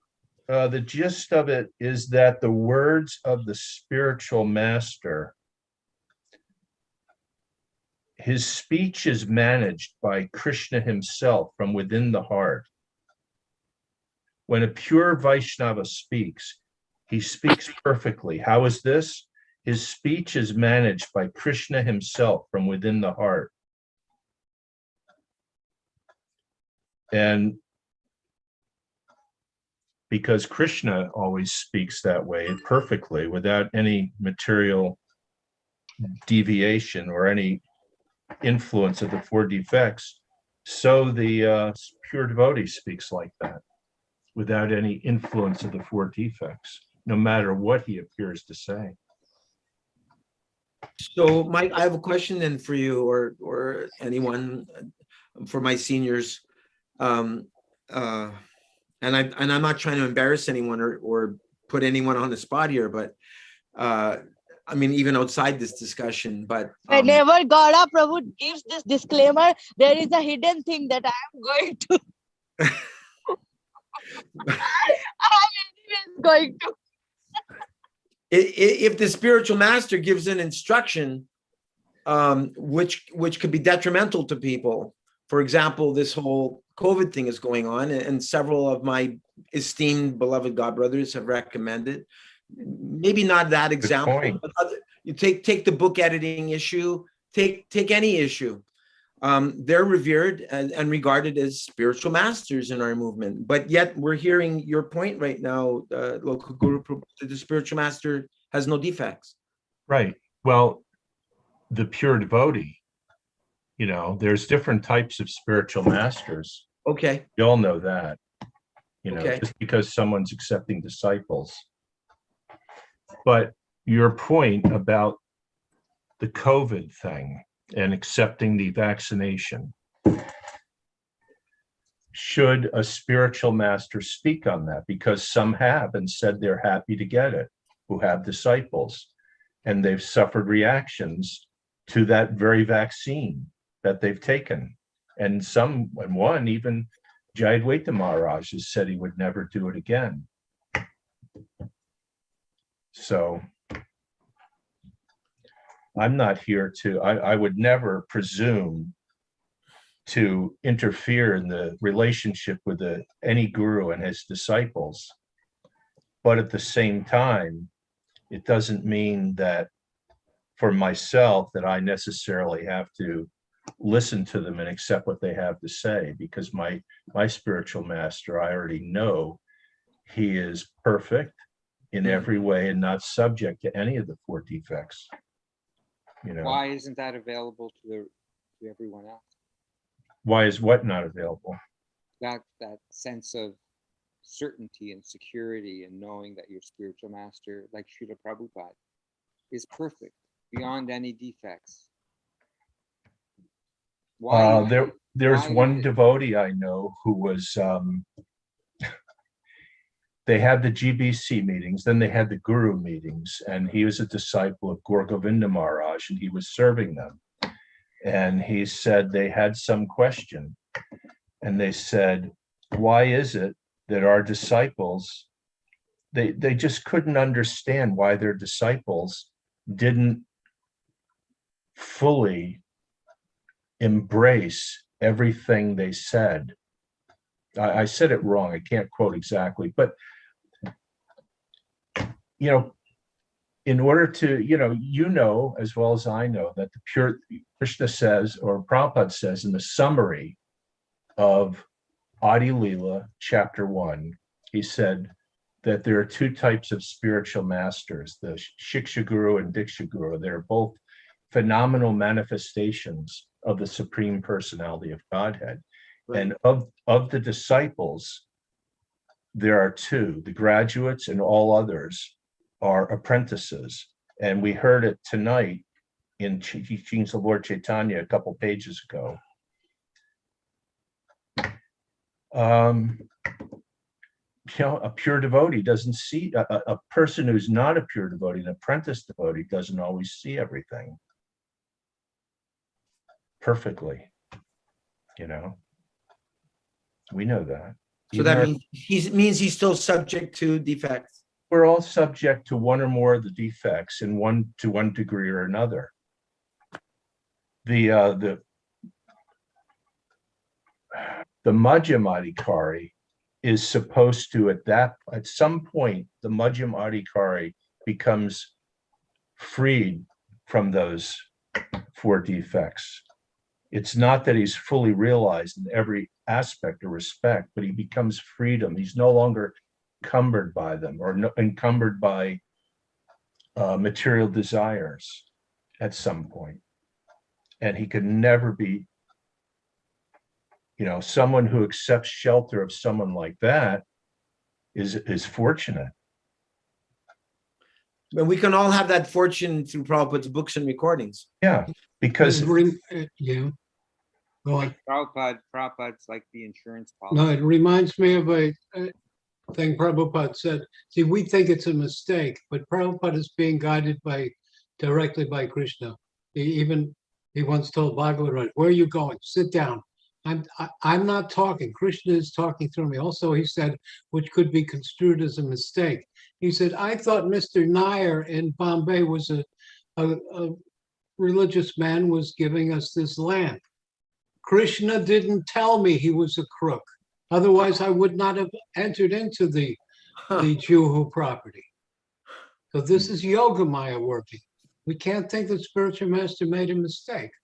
Right. Should he have not gone into, well, look, we have a huge center there now. World-class center. And Krishna didn't tell me that. So don't think if Prabhupada does this or that he doesn't know so well. Another thing, they say Prabhupada had a stroke. Prabhupada was in the habit of saying, I had a heart stroke. And people are saying he had a stroke. That's a brain thing.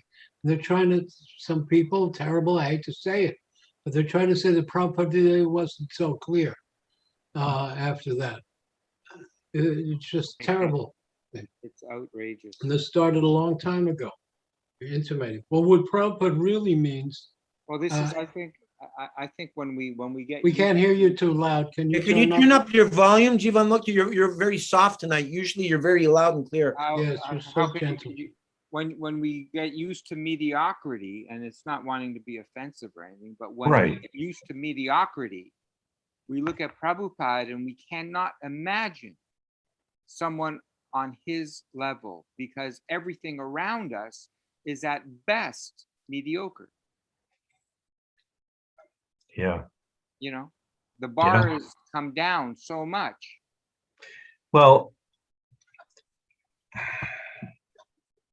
I'm not qualified on any level, and I see things as probably less than mediocre, but really it's for us to not accept mediocrity. When we're presented with something, we should speak out. Of course, we won't become popular. They might even start ignoring us. I have a friend who tells people not to chant Ramo. Oh, yes, I know. And he gets harassed. So every time, we produce witness, this, that, but what can you do? It's a thing now. Well, the danger is that by minimizing Prabhupada, like Acyutananda Prabhu just said, that when we start minimizing Prabhupada, we start minimizing these sacred words. Like these books are just so, like we were reading, every syllable of the Srimad Bhagavatam, every syllable of the translations and the purports are equal. So when we start minimizing the purports, thinking that, based on Srila Prabhupada's minimization, we're done. The Krishna consciousness movement is finished. Right. And the principle it's called the principle of Arsha Prayog. To accept as a spiritual master, don't think that there's any mistake. It may look like a mistake to you, but it is not. As someone said once, we are the mistake. There was a back and forth with Srila Prabhupada and Jayadvaita Maharaj. And Jayadvaita Maharaj finally said, yeah, we are the mistake. We're making the mistake because we can't understand you. We've all had that experience. How many times do you have to go over and read something before you even get an inkling of what Srila Prabhupada is trying to say? Or we could read something that Srila Bhaktisiddhanta wrote and spend weeks on it, trying to get through one little article. They don't actually, there's not even dictionaries that exist anymore for some of the words that Bhaktisiddhanta. I tried to looking them up, you can't find them. I know. God. Our godbrother Dhritarashtra made an interesting point to me today. He said that Jayadvaita Maharaj is fond of Shakespeare, and he likes sometimes to share Shakespeare with others, but no one would dare change the words of Shakespeare. They're like kind of like. Well, good point. I never heard that argument before, but it's an interesting one. I one time was having some argument back and forth with someone, and then because it was my original post, I deleted his comment, and then I said, unfortunately, so-and-so Prabhu, he didn't represent what he wanted to say very well. I know better what he wanted to say, and this is what he meant to say. And he flipped out. Oh. They asked Satsarup Maharaj, do you mind if we edit your books after you die, after you go? And no, said, no, we can do it now. I asked them, what about Hridayananda's literatures? Oh, right. We haven't gotten that far yet. Well, you've gone past Srimad Bhagavatam. You're going into all the other, Shastras. Why not edit to, 10th, 11th, and 12th canto? Well, there was a writer there was a writer who put Shakespeare plays into contemporary English, Right. but he wrote his name as author. He didn't say it was written by Shakespeare. Right. He put his own name. Right. Yeah. Tattvavid Prabhu told me, I said, I've always wondered ever since the Prabhupada Lilamrita came out, now it's what, 30, 40 years since then, has Satsarup Maharaj gotten all kinds of feedback from different sources that maybe this needs to be correct. Like Bhaktidas told me that someone else was attributed for putting on the Rath Yatra in San Diego when actually it was him, some other details. And Tattvavid told me that there's 500 edits to be done in the Prabhupada Lilamrita, but first they need to sell all the sets of Lilamritas that are up in storage there in Stockholm. And then for the next edition, when it's reprinted, they'll do the edits on that. Just throwing that out there. Yeah. But yeah, this was a very heavy state. Like the last paragraph that I read, that this disciple must know what the qualifications of the spiritual master are, and the spiritual master must know. That's why I think in ISKCON the standard is you must study your guru for at least a year, right? Something, I don't know what their disciple course is now, but something along those lines. Isn't there a guru course? I think there's a guru course. No, I'm serious. I think there is. There's a Yes, there is. There's a guru course. Could you imagine that? How long does it take? Well, it costs $200. A lifetime. Really? Depending, one lifetime. Depending on who's giving it, they charge whatever they want.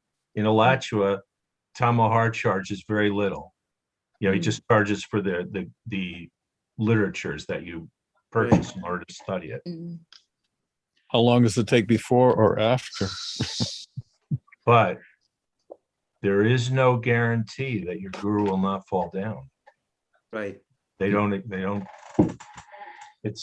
That's the disclaimer in the course. Yes, there's a big disclaimer, and you have to. I think you have to sign something. And waiver. Wow. Yeah, I saw some Notarize it. There's what to do if your guru falls down, and what to do if your guru falls down again. Oh. But this is where I was saying that, that all joking aside, Srila Prabhupada ends up being the one that catches all of us.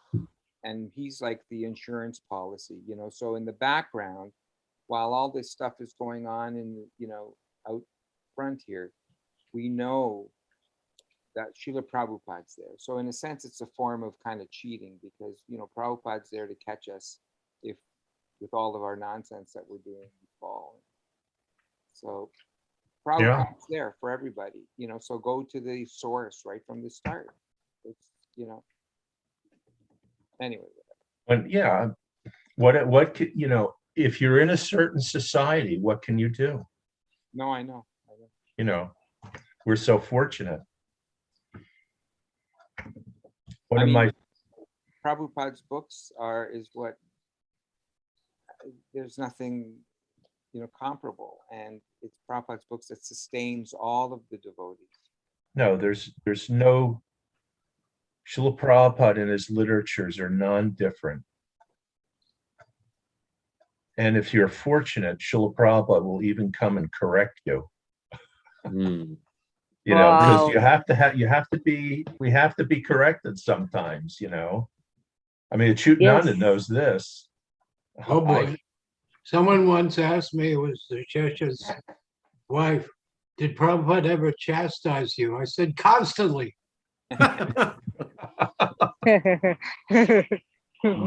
When Vaikuntanath asked Prabhupada, if in your books you say that we must get initiated in order to be able to go back home, back to Godhead.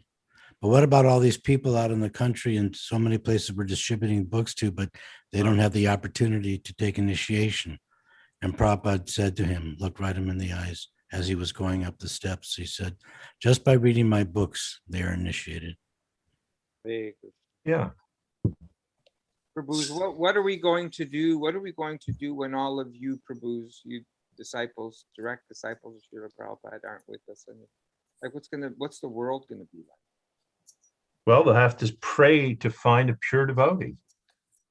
Or they can, I mean, they can go to the books if there's no place else. If you're on the island or the world around you is dissolved, They can read the memory series or get the flash Yes, drive the with all the memory. memories on them. Oh, absolutely. Acyutananda Prabhu is there. So many others. What did I do? You told some great stories.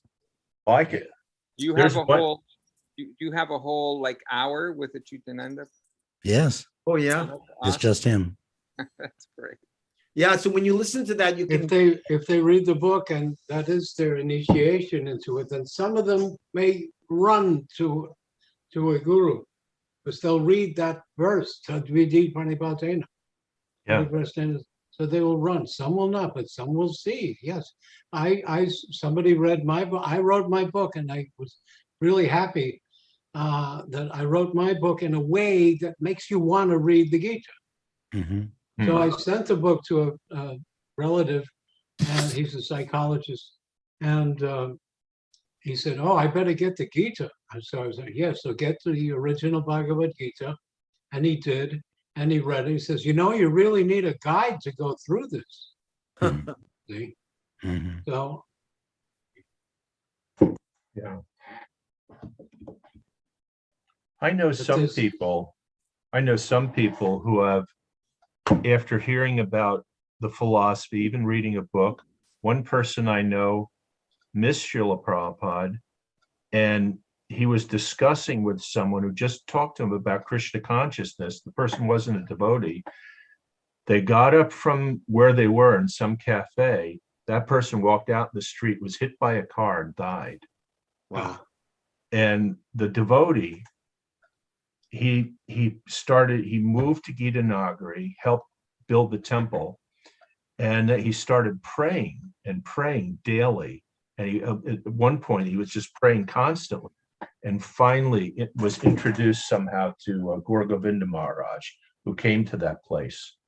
And then he accepted him as a spiritual master. I mean, Krishna answers our prayers. Should we be so bold as to pray to him? Maharaj Parikshit's whole life, Parikshit means the examiner. He was always, is this a pure devotee? Is this a guru? Is this an enlightened soul? Then he comes to Sukadeva Goswami. What? At last. I'd like to say one short thing, if I may. Is I have one god brother, Dayanidhi Prabhu, and he had two gurus that fell down one after the other, and eventually he did. Like-minded devotees. He came into contact with Srila Bhakti Vaibhav Puri Maharaj. I met him once in 1980. I was told if you go to Puri, go try to meet him. And I did.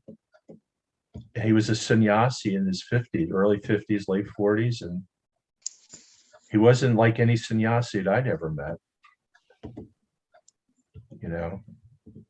He was extremely nice.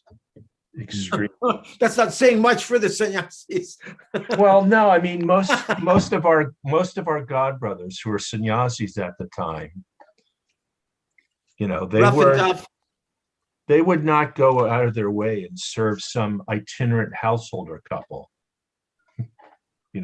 Let me go get some prasad and go walk over to Jagannath Puri temple and wait and get some prasad and bring it back. This doesn't normally happen. Yeah, I was surprised when I visited the Srila Narayan Maharaj Sangha. He came to the microphone in 1989, and he said, Krishna Balaram Mandir, today is the grand opening of, it's called Rup Sanatan. Yeah, Rup Sanatan, yeah. Sanatan Gaudiya, all ISKCON devotees, please come. And I said to Dina Bandhu, are you going to go, Prabhu? And he said, yeah. I said, can I go with you? He said, sure. So we went and we sat down and it was completely jam-packed. And coming down the line was Srila Narayan Maharaj with a big spoon, and he had a brahmachari carrying the bucket for him. And he was personally serving prasad. Yeah. And I was thinking, Maharaj, you should sit down. I should be serving you. But I heard the tradition in Prabhupada's Gaudiya Math that he came from is that it's all the sannyasis, all the most senior devotees, they're serving all the juniors. Yeah, it does. Bhakti Dayat Madhav Maharaj, he loved to be the host. He loved it. Serving prasadam, you mean, and every arrangements. Oh, so much. Yeah, so it's a big topic. What are the qualifications of a disciple? What are the qualifications of a spiritual master?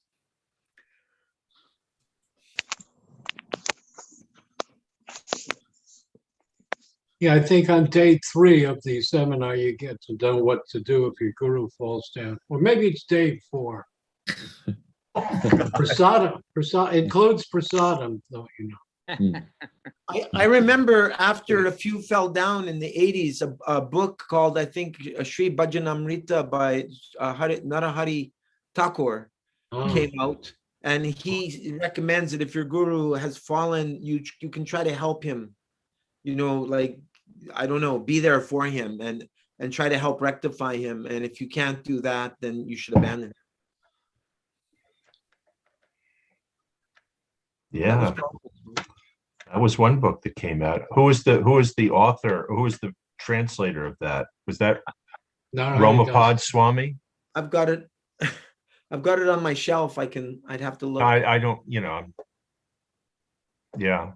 Right. Just on closing, Krishna Chandra, how was the New York City Rath Yatra this weekend? Oh, it was fantastic. I brought my mother with me, and it was a really wonderful experience. Your mom saw Lord Jagannath in her wheelchair. Absolutely, yes. That was her first Rath Yatra. Wow. Hare Krishna. And the weather was perfect. I'm not too hot, not too cold. I think we had just a little sprinkle of rain at the very beginning, which I think was just to make everything auspicious. Yeah. Wash the streets.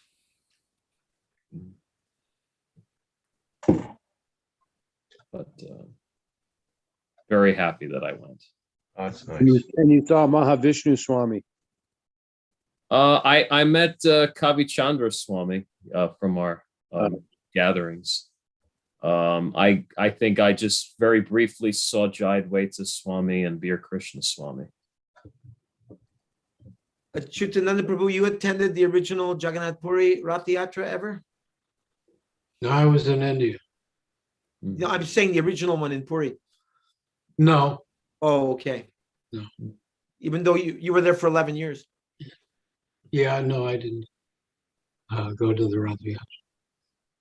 But Prabhupada sent me and another Indian devotee to get deities there. I don't know to which temple they went, but there was the Murti makers there go by their Shilpi Shastra, and they measure the eye, everything. They made it very, very nice. And that's when I met Siddhanti Maharaj, Bhakti, what is his title? Disciple of Prabhu, Bhakti Siddhanta. Siddhanti Maharaj had a month there. He was speaking there. So every day I was able to. He also, one day he was talking of Haridas Thakur, and tears also shot out his eye. He was wearing glasses. The tears splashed out from the inside of his glasses. Wow. Oh, it's just too amazing. Who was that, Prabhu? Siddhanti Maharaj. Siddhanti. Yeah, I don't know his bhakti title right now. And he was talking about Haridas Thakur? Yeah. Just a quick question, Acyutananda, before ending. You had a unique experience, unlike any of us, because you got to meet a lot of Srila Prabhupada's godbrothers. Now, we know he made some strong statements in his books about his godbrothers, yet at the same time, before he departed, he said, all of my godbrothers have gone back to Godhead, and he was so humble, he even asked for forgiveness. Not that he offended. Guru has to keep the protection of the system. Believe me, all the the godbrothers told their disciples, don't go to ISKCON. They let women dance. They eat with their left hand. Yeah. There's one interesting story in Harisari Prabhu's book where Prabhupada goes with Dinanath and Anand Brahmachari, or who they call Anand Maharaj, the cook of Bhaktisiddhanta. They went to, was it Puri? I don't know which Puri Maharaj it was. I think it was in Chandigarh. I don't know that. Okay, and anyway, they had a very ecstatic program. Kirtan was ecstatic. Prabhupada loved the prasadam of Anand Prabhu so much that he even asked for seconds because it was all his favorite Bengali preparations, which allegedly Prabhupada didn't always take seconds. And then one of the Puri Maharaj's disciples came to Srila Prabhupada and asked it. This is in Harisari's book, I remember. And he asked Prabhupada if he could join ISKCON. And Prabhupada said, no, you stay with your Guru Maharaj, because if you were to come to ISKCON, my godbrothers would they would criticize me for stealing their disciples. I thought that was an interesting story. Somebody sent a notice, Sri Rup, Bhakti Sri Rup Siddhanti Maharaj.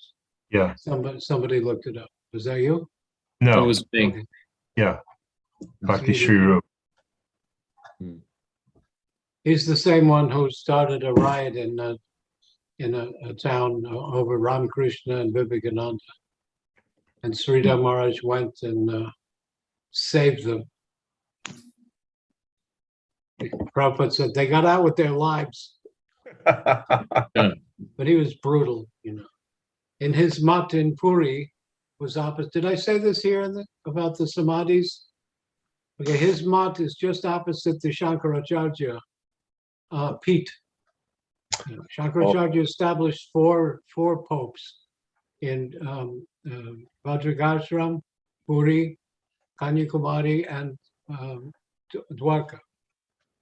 So there were samadhi temples, small temples, you know, shrines, and on a loudspeaker, Siddhanti Maharaj says, "You Mayavadis, you say that this is all Maya. So why are you building temples to your former acharyas? They've all merged, huh? So why are those jivas better than? Why are there dead bodies in there? Why are their bodies better than any jiva?" He was, oh boy, and the Shankaracharya is the authority, spiritual authority of Jagannath Puri, because most of the pandas in Jagannath Puri are Shaivites and Shaktas. They say Jagannath is Shiva. What Subhadra and Balaram are doing there, I don't know. But there is a Shakti Peeth. The Bimala temple is just outside. Was it like that during Lord Chaitanya's Yes. Does that mean Sarvabhauma Bhattacharya was a Shaivite? No, but he was a Mayavadi. But he was the head, right? Top D. Yeah. But his nephew, wasn't his nephew or son-in-law Gopinath? Gopinath. Yeah. And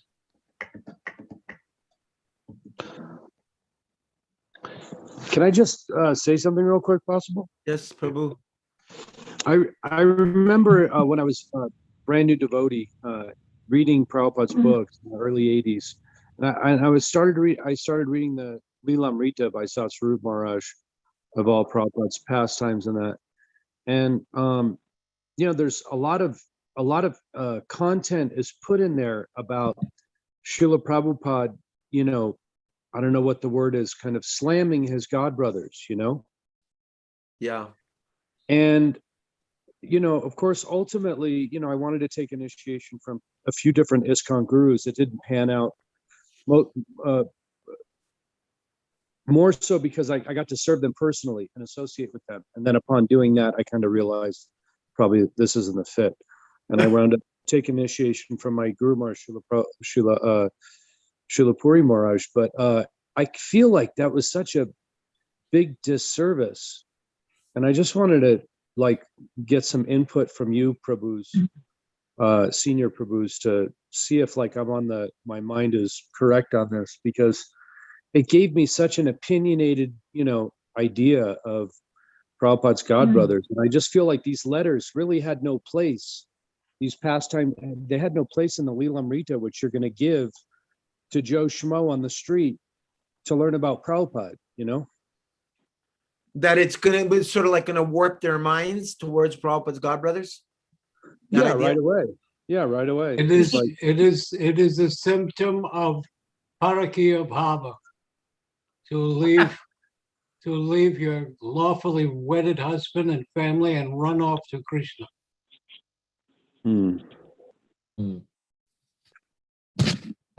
Maybe, and the whole, because Krishna tells gopis, and he tells also the Dvija Patnis, no, society doesn't allow, you can't leave your husband, so what will society say about you? Go back, go back. They don't go back, so he tests them. He says that every time gopis come. And then the gopis are better than the Dvija Patnis. They say, no, we came out into the forest to pick flowers. He says, at night? In the middle of the night? Well, so they can get even. They always get even with him. And also, there's always one gopi is known that her husband stopped her and she left her body and came to the Ras Leela in spirit. Certainly one of the Dvija Patnis also, husband really stopped her and she also left her body and came to meet Krishna in her spiritual body. When the Dvija Patnis returned, who asked this question? Where is he? Jagadananda asked a question, but I'm trying to understand how your answer relates to his question. Okay, so when the Dvija Patnis, their husbands were doing sacrifices to God, and they said, he's right here. What are you offering here? His servants have come, his friends have come for some food, and you're giving food in the fire. It's just like somebody once came up to Prabhupada's room with a plate of lunch, and they started offering it to Prabhupada's picture. Prabhupada said, what are you doing? I'm here. So they said, you're offering in sacrifices, and the Supreme Personality of Godhead is right here. We're going. And when they came back, those husbands said, you are our gurus. Even one of them even dropped dead because her husband stopped her, but her spiritual body went on. So there's rules and regulations and corporate rules and regulations of the 501c3 corporation, tax exempt. They can be broken for bhakti. This is so yummy. Jagadananda, did your question get answered? I mean, I understand what Acyutananda Prabhu is saying. Yeah, for sure. I guess I was just feeling like such strong content in those Leelamritas regarding those certain times that Prabhupada made mention of his God brothers and the issue or this, that, and the other. But it seems like there's like a whole nother balance there on the other side. If you research, there's Prabhupada's telling, if you have questions, go to Srila Sridhar Maharaj.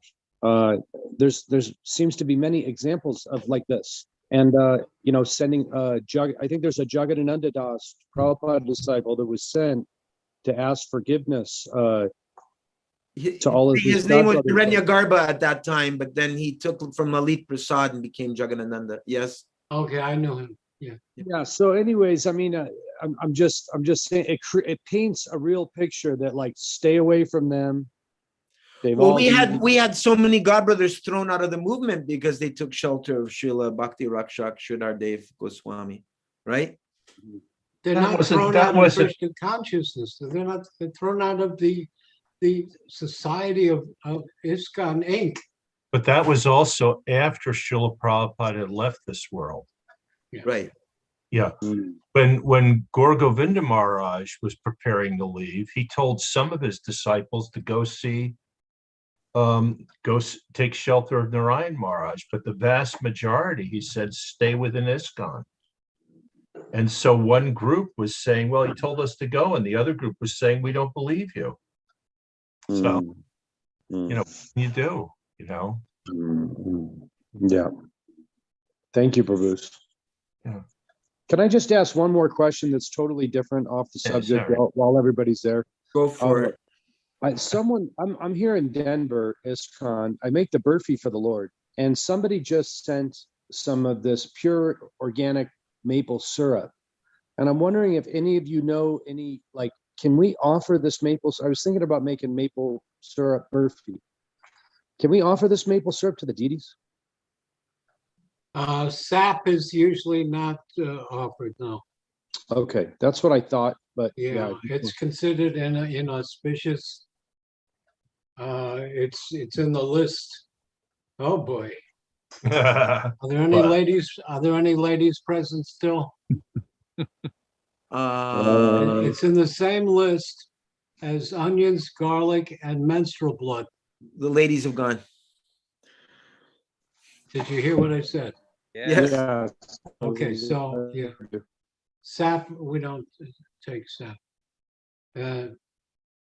Like in Bengal, you probably you can't get real dates because they cut the sap and they make liquor out of it.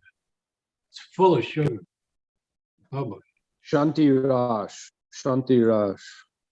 I just want to go back to Jagadananda's previous question for a moment. I wrote to Tripurari Maharaj a year or two back, and I said, Maharaj, I'd just like to get a little bit of history straight.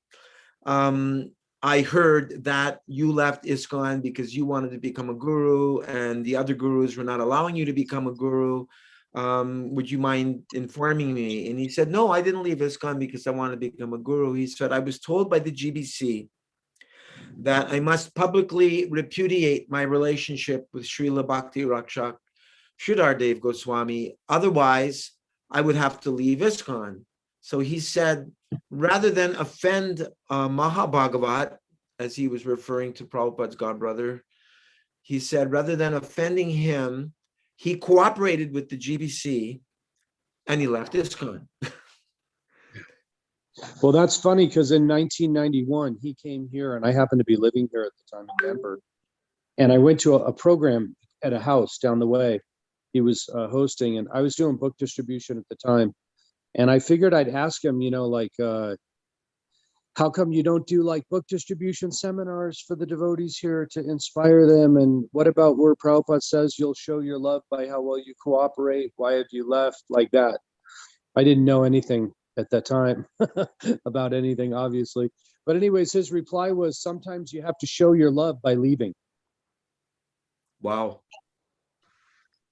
Yeah. He didn't say more?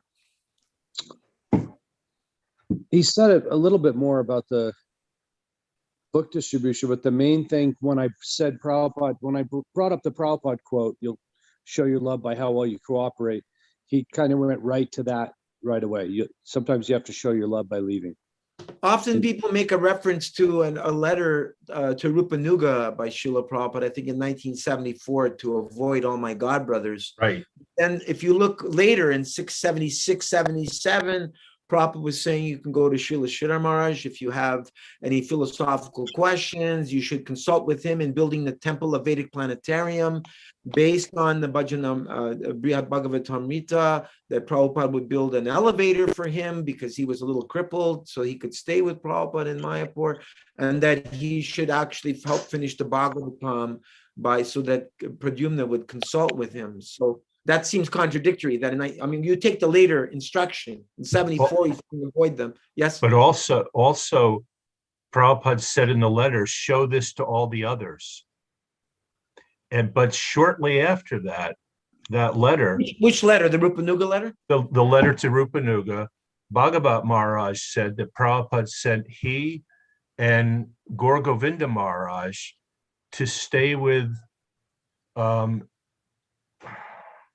Dayit Madhav Maharaj and get some association and learn how to do life membership.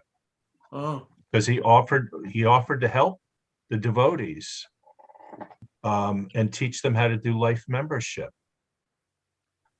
which is Prabhupada gave that instruction to them right afterwards. to Gaura Govinda Maharaj and Bhagavat Maharaj, yeah. oh, So imagine a God who's supposed to be inimical, antagonistic, teaching another guru's disciples how to collect money in his own territory, India, telling them how to collect. I heard some tapes. Yeah, it's just like, Prabhupada, what do we do if we have questions? Well, your spiritual master's right there. Suddenly I heard tapes of them asking Sridhar Maharaj all these managerial corporate questions. Where should we put Vyasa's sons? And Sridhar Maharaj is saying, time will tell. Just be in accord. Everyone be in harmony with each other. Now, come on. You're not going to ask him about who should be elected, the subcommittee of the Gita Nagari farm cow protection. He's right there. Ask him about Bhagavatam. Ask him about Krishna consciousness, and how to run things will automatically be known. Plus, I heard that Bhakti, excuse me, just one sec, Prabhu. I heard that Bhakti Charu Swami went and took shelter of Srila Sridhar Maharaj for some months. He was helping him to do translation from Bengali, and then finally some godbrothers came to take Bhakti Charu Swami back. Did you know about that, Acyutananda Prabhu? No, I didn't. Okay. Bhagavat Maharaj might know about that. Yeah, because Bhagavat Maharaj used to come to see my Guru Maharaj regularly. I was there so many times. But didn't Srila Bhakti Vaibhav Puri Maharaj, wasn't it Bhakti Vaibhav Puri Maharaj that went to Srila Prabhupada before he left his body? And he came with a group of devotees, and Srila Prabhupada it was a Bengali dialogue, and Srila Prabhupada was begging his forgiveness for any offenses that he may have committed while trying to spread this Krishna consciousness movement. And there was a back and forth. Is anybody aware of that one? I mean, I've seen it on the tape. He said, I want to. He told Narayan Maharaj, I used to, say ill things about my god brothers. And Narayan Maharaj says, don't feel bad. We all do that. It's to keep when you have neophyte disciples, you got to learn from me. I know the product. You're in my care. So if you go to others, that's called, there are 6 kinds of bad devotee, Manda Shishya, you know those? Anyone? No. Okay, there's the butterfly that goes to different gurus. There's the arrow that's full of force, but then it dies out right away, comes right down. There's the buck, the crane, the false yogi that stands on one leg like he's doing tapasya, but he's thinking of catching a fish. Then there's the delegator. He doesn't do anything. He just tells other people to do things. The spiritual master says, bring me some water. Somebody get some water. And then the Atma, Ekatma. It's how can I benefit from this? Is there any profit in it for me? These 6 kinds of, these are called Manda Shishya, bad boys, bad Shishyas. Mama Manda. I was with Prabhupada at the gate, the Mayapur gate, when there was the 8 toilets there. And Prabhupada was passing urine. And Kripa Moy was the temple commander. And Prabhupada saw that it was Bidi, B-I-D-I, Bidi, cigarette butts in the toilet. So Prabhupada took his cane, pulled the cigarette butts visible. And Prabhupada, this is your Hari Mandir, and the cigarette butts in the toilet. So Prabhupada said, get the temple commander. Kripa Moy was about 30 feet away. Prabhupada yelled at him. He said, there's Bidi in the toilet. Kripa Moy said, I told him to clean it. And Prabhupada said, you told him, and he told him, and he told him. It doesn't get done. That's called bureaucracy, I think.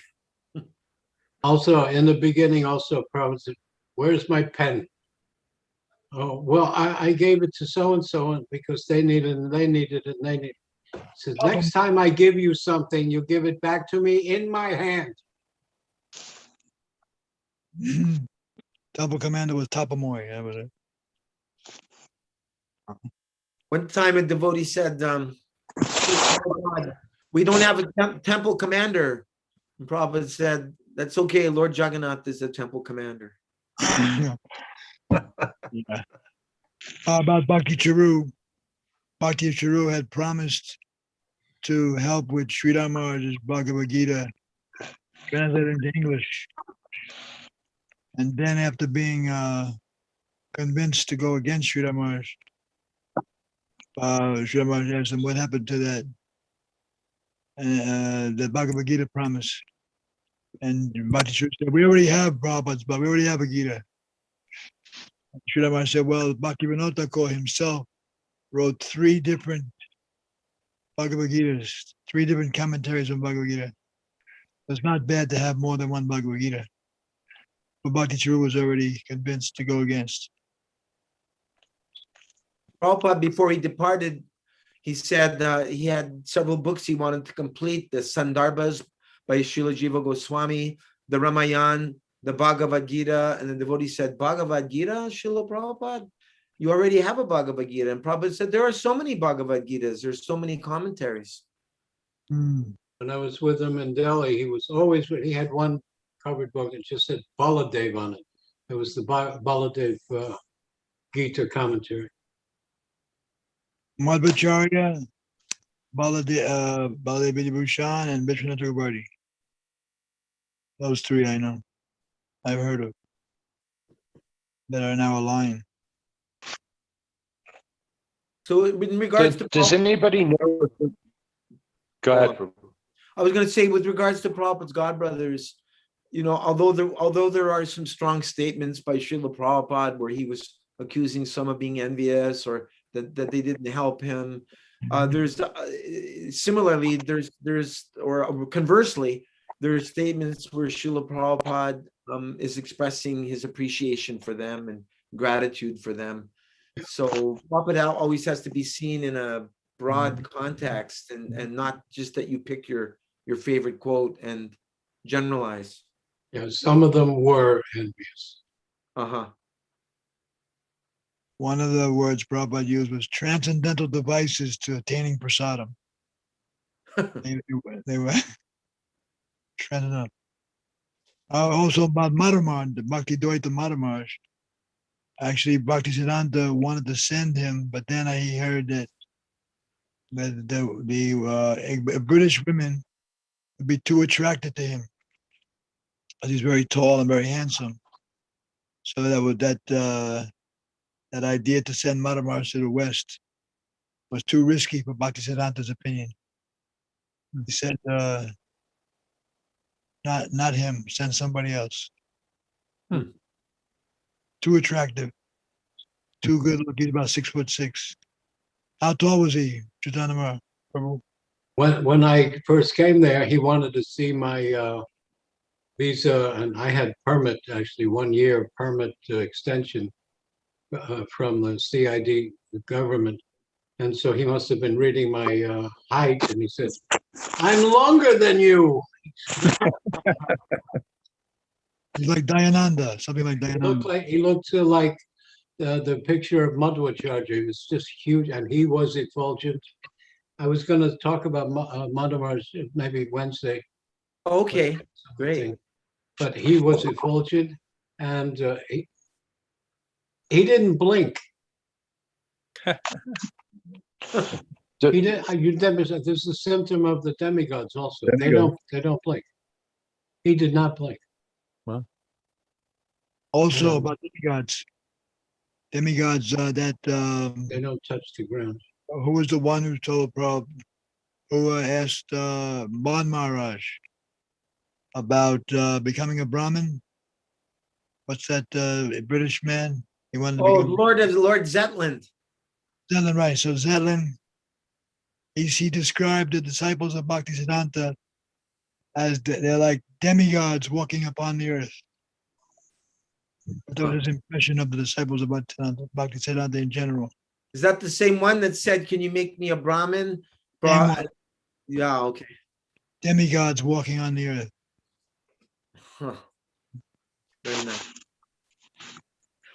Okay, it's almost 10:30, so Krishna willing, I hope to see everyone back Wednesday night. Thank you very much for coming together. Thank Can I ask one more thing? One more thing, Prabhu? What? One more thing. Does anybody have any reference of Srila Bhakti Pramod Puri Maharaj going to see Srila Prabhupada before he left? I have a reference of him going to see Sridhar Maharaj before he left. Want to hear that one? Maybe Bhagavat Maharaj may know, or maybe Bhakta Das would know. Go ahead, Prabhu. Bhakti Sundar Govinda Maharaj. They were worried that Sridhar Maharaj was going to leave the planet. 1988, and then all of a sudden, Pramod Puri Maharaj showed up, and Govinda Maharaj said, "Uh-oh, this is a sign that Gurudev, that Sridhar Maharaj is leaving." Just as he appeared, they knew it was time by his appearance in Navadvip. Because he There's was also from the Mayapur, Ishodhyan. That temple is near the Ghat, the bathing Ghat, a corner of Jalangi and the Ganga. From there, across the river and appear and Chaitanya Saraswat Mat. And Govinda Maharaj took it as a sign that it was time that Sridhar Maharaj was leaving. Just the appearance of Bhakti Pramod Puri Maharaj. Wow. Wow.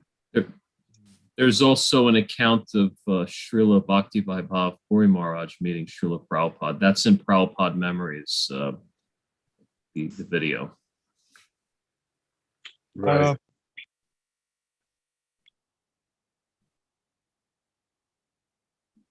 Okay, let's come back Wednesday night and we'll have more questions for Acyutananda Prabhu and he can tell us about Madhava Maharaj.